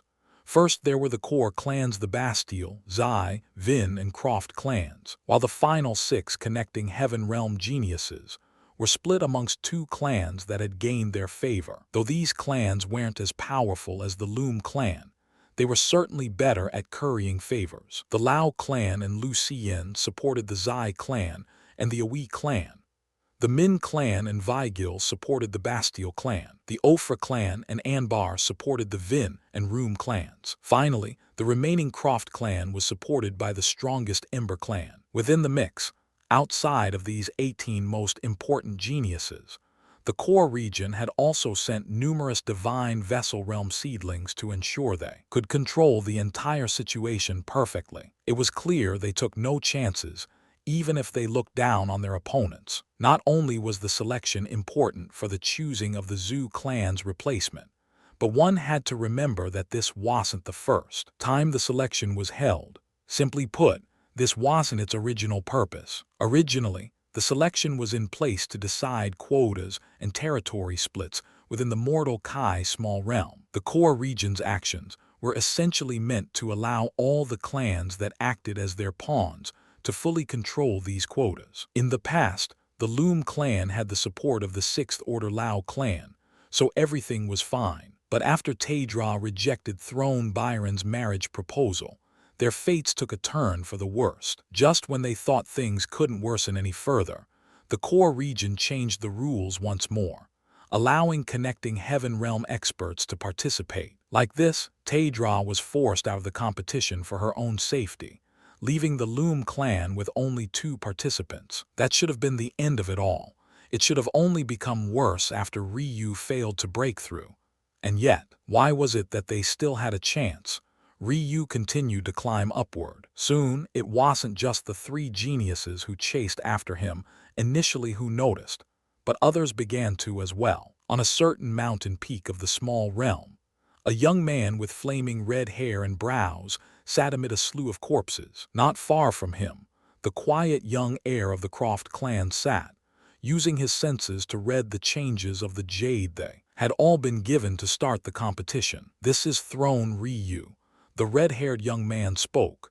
His name matches his stature and arrogance as well. Also, his appearance here is in line with his disappearance from the outer ring. But there was no record of him appearing in any one of the teleportation array formations. Are you telling me that a Kai refinement realm pup traveled through the wilderness alone and made it here in just 2 months? He is a mental realm master. He likely took advantage in order to avoid trouble. This was the only answer the Croft clan heir could think of. Maybe. The red-haired young man's eyes narrowed. I was entrusted by the apostles to find this person should he appear, but his appearance here makes things tricky. This young man was a member of the Ember clan, and unlike the Min, Ofra and Lao clan's second-in-line heirs, he wasn't anywhere near as important to his clan. However, even still, those 3 would most certainly lower their heads if they came across him. This went even for Lu Xian, who had a throne for an elder brother. The strength of the Ember clan was undeniable. What did it mean to be a half-step 7th Order clan? It meant that they had a Path Extinction Realm ancestor. Even a throne wouldn't dare to be arrogant before such power. The Croft clan heir trembled slightly when he heard the apostles mentioned, but said nothing more. The selection is the core region's method of maintaining control over the inner ring. But if we casually circumvent the rules as these scum have, this strength will crumble. We are simply too far away to influence any meaningful change here, and anyone intelligent enough knows this. I can't just casually detain him. How troublesome. This Ember clan envoy hadn't moved from this spot in more than a month. It was precisely because of this reason that he ranked 8th individually, allowing Matthias, who was holding back, to rank above. However, even now, he didn't find it necessary to move. It's better if he continues along this pace. The young man finished. Then we will simply severely injure him during the 2nd phase and detain him afterward. Young Master Fuoko, there is another problem. Oh, there seem to be many odd movements this time around. The only ones in this small realm should be the number taking part in the selection. This is to hinder cheating, but it seems that many others have entered when they shouldn't have. Fuoko frowned. He was already displeased by those clans breaking the age rule they set for themselves. But now, they were going even further. The issue is that there haven't been any irregularities in the point and mission completed totals. This likely means they're not here to cheat, but are here for some other reason. The Zhu clan has proof of Throne Ryu using one of their elders as a corpse puppet, so they are using it as justification for their appearance. But it seems that the Bastille clan is showing some oddities as well. Fuoko sneered. How would the Zhu clan receive this evidence only now? Isn't that as good as blatantly admitting they entered this realm when they shouldn't have? But aside from this reaction, it was clear that Fuoka's contempt for the Zhu clan was much lower than even the other 6th Order clan. In fact, he seemed to be almost wary. Why he would feel this way about a half-step 6th Order clan was beyond the Croft clan heir's understanding. A few months ago, the Zhu clan received word of their elder's demise. They've been using it as an excuse to wreak havoc throughout the inner ring, searching for a killer. But there must be a deeper reason for this. Years ago, when that man was appointed as an elder, it confused many. He was too weak not long before.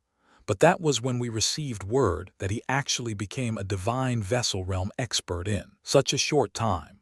So you mean that the Zhu clan suspects one of their own for having a supreme treasure and are using the moral high ground to find it. But this doesn't explain why they were here in the first place.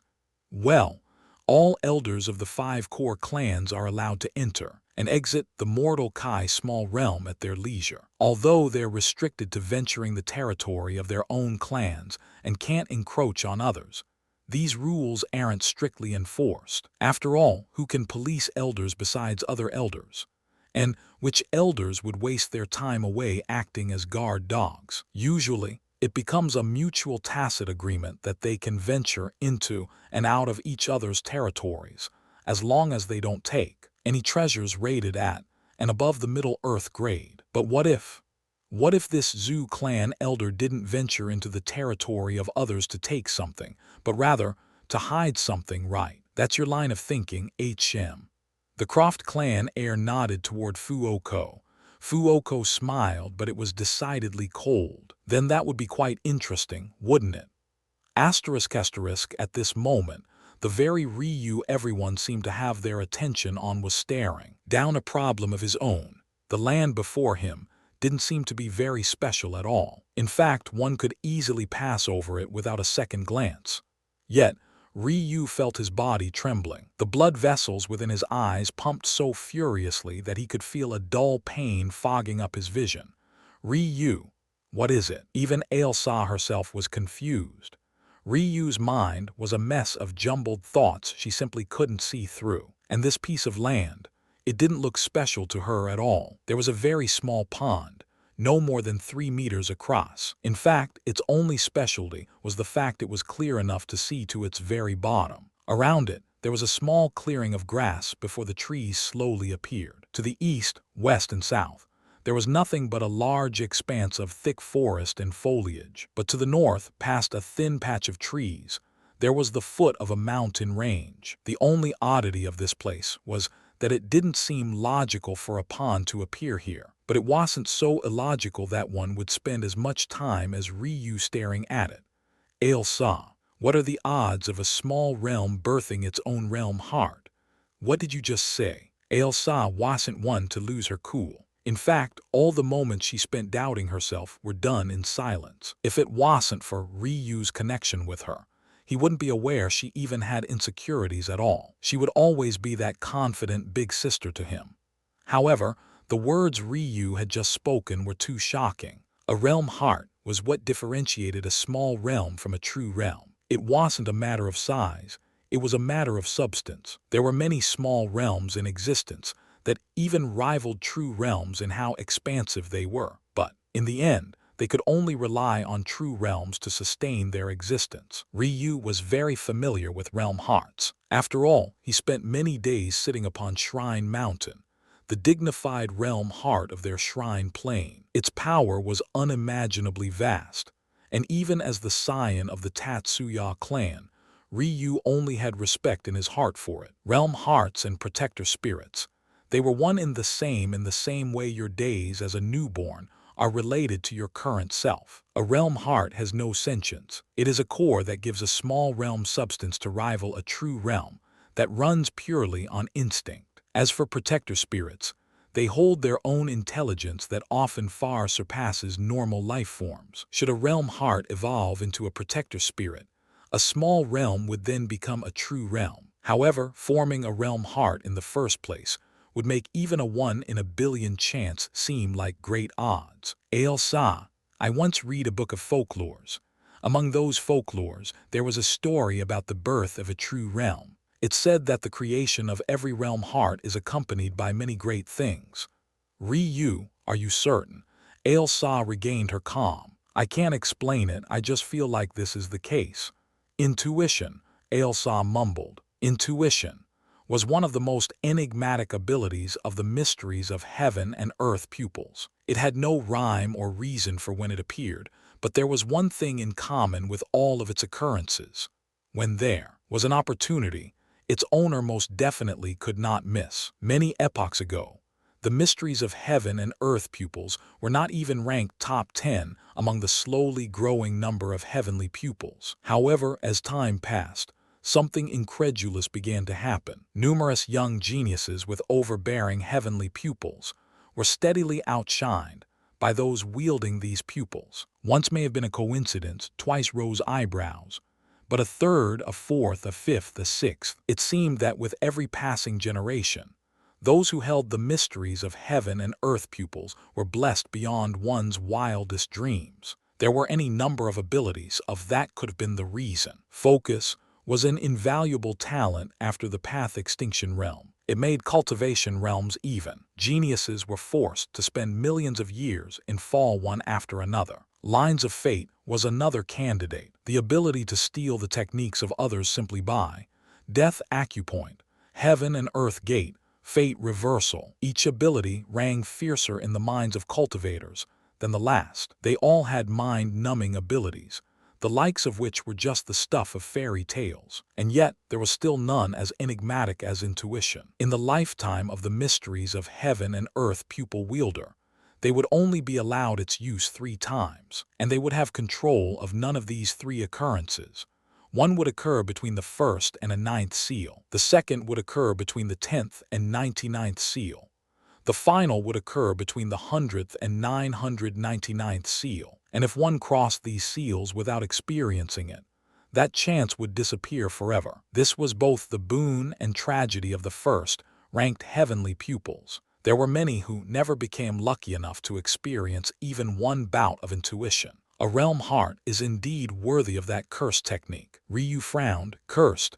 Ah, it's nothing, Ailsa giggled. The most hated technique of my cultist clan is intuition. I'm sure you can guess why. Ryu came to a sudden understanding. It was the job of the cultist fairy to find opportunities for their life partner, not the other way around. Though it was rare to become a fairy's life partner, that was only for normal individuals, those outstanding enough to be born with the first-ranked heavenly pupils or any heavenly pupil at all, had a greater than 50% chance. Simply put, the cultist clan had likely run into their fair share of those with Ryu's pupils. Maybe they had their own stories about intuition. I didn't even want to mention this to you, because there was always the chance it wouldn't appear at all. But it seems I've underestimated your luck. If what you've said about this realm is true, many possibilities have opened up. Ryu didn't mention that he actually didn't need Ailsa to explain intuition to him. This wasn't the first time he was experiencing it, it was the second. And the first time, it was the night he committed suicide. Ailsa's brows raised, but she didn't comment on this. She knew that whenever Ryu thought of that night, he would feel endless complex emotions. It was best if she simply changed the subject. Let it lead you then, little Ryu. A realm heart would not only be a great help in the future, but if used appropriately, it may very well fix much of the problems you're faced with now.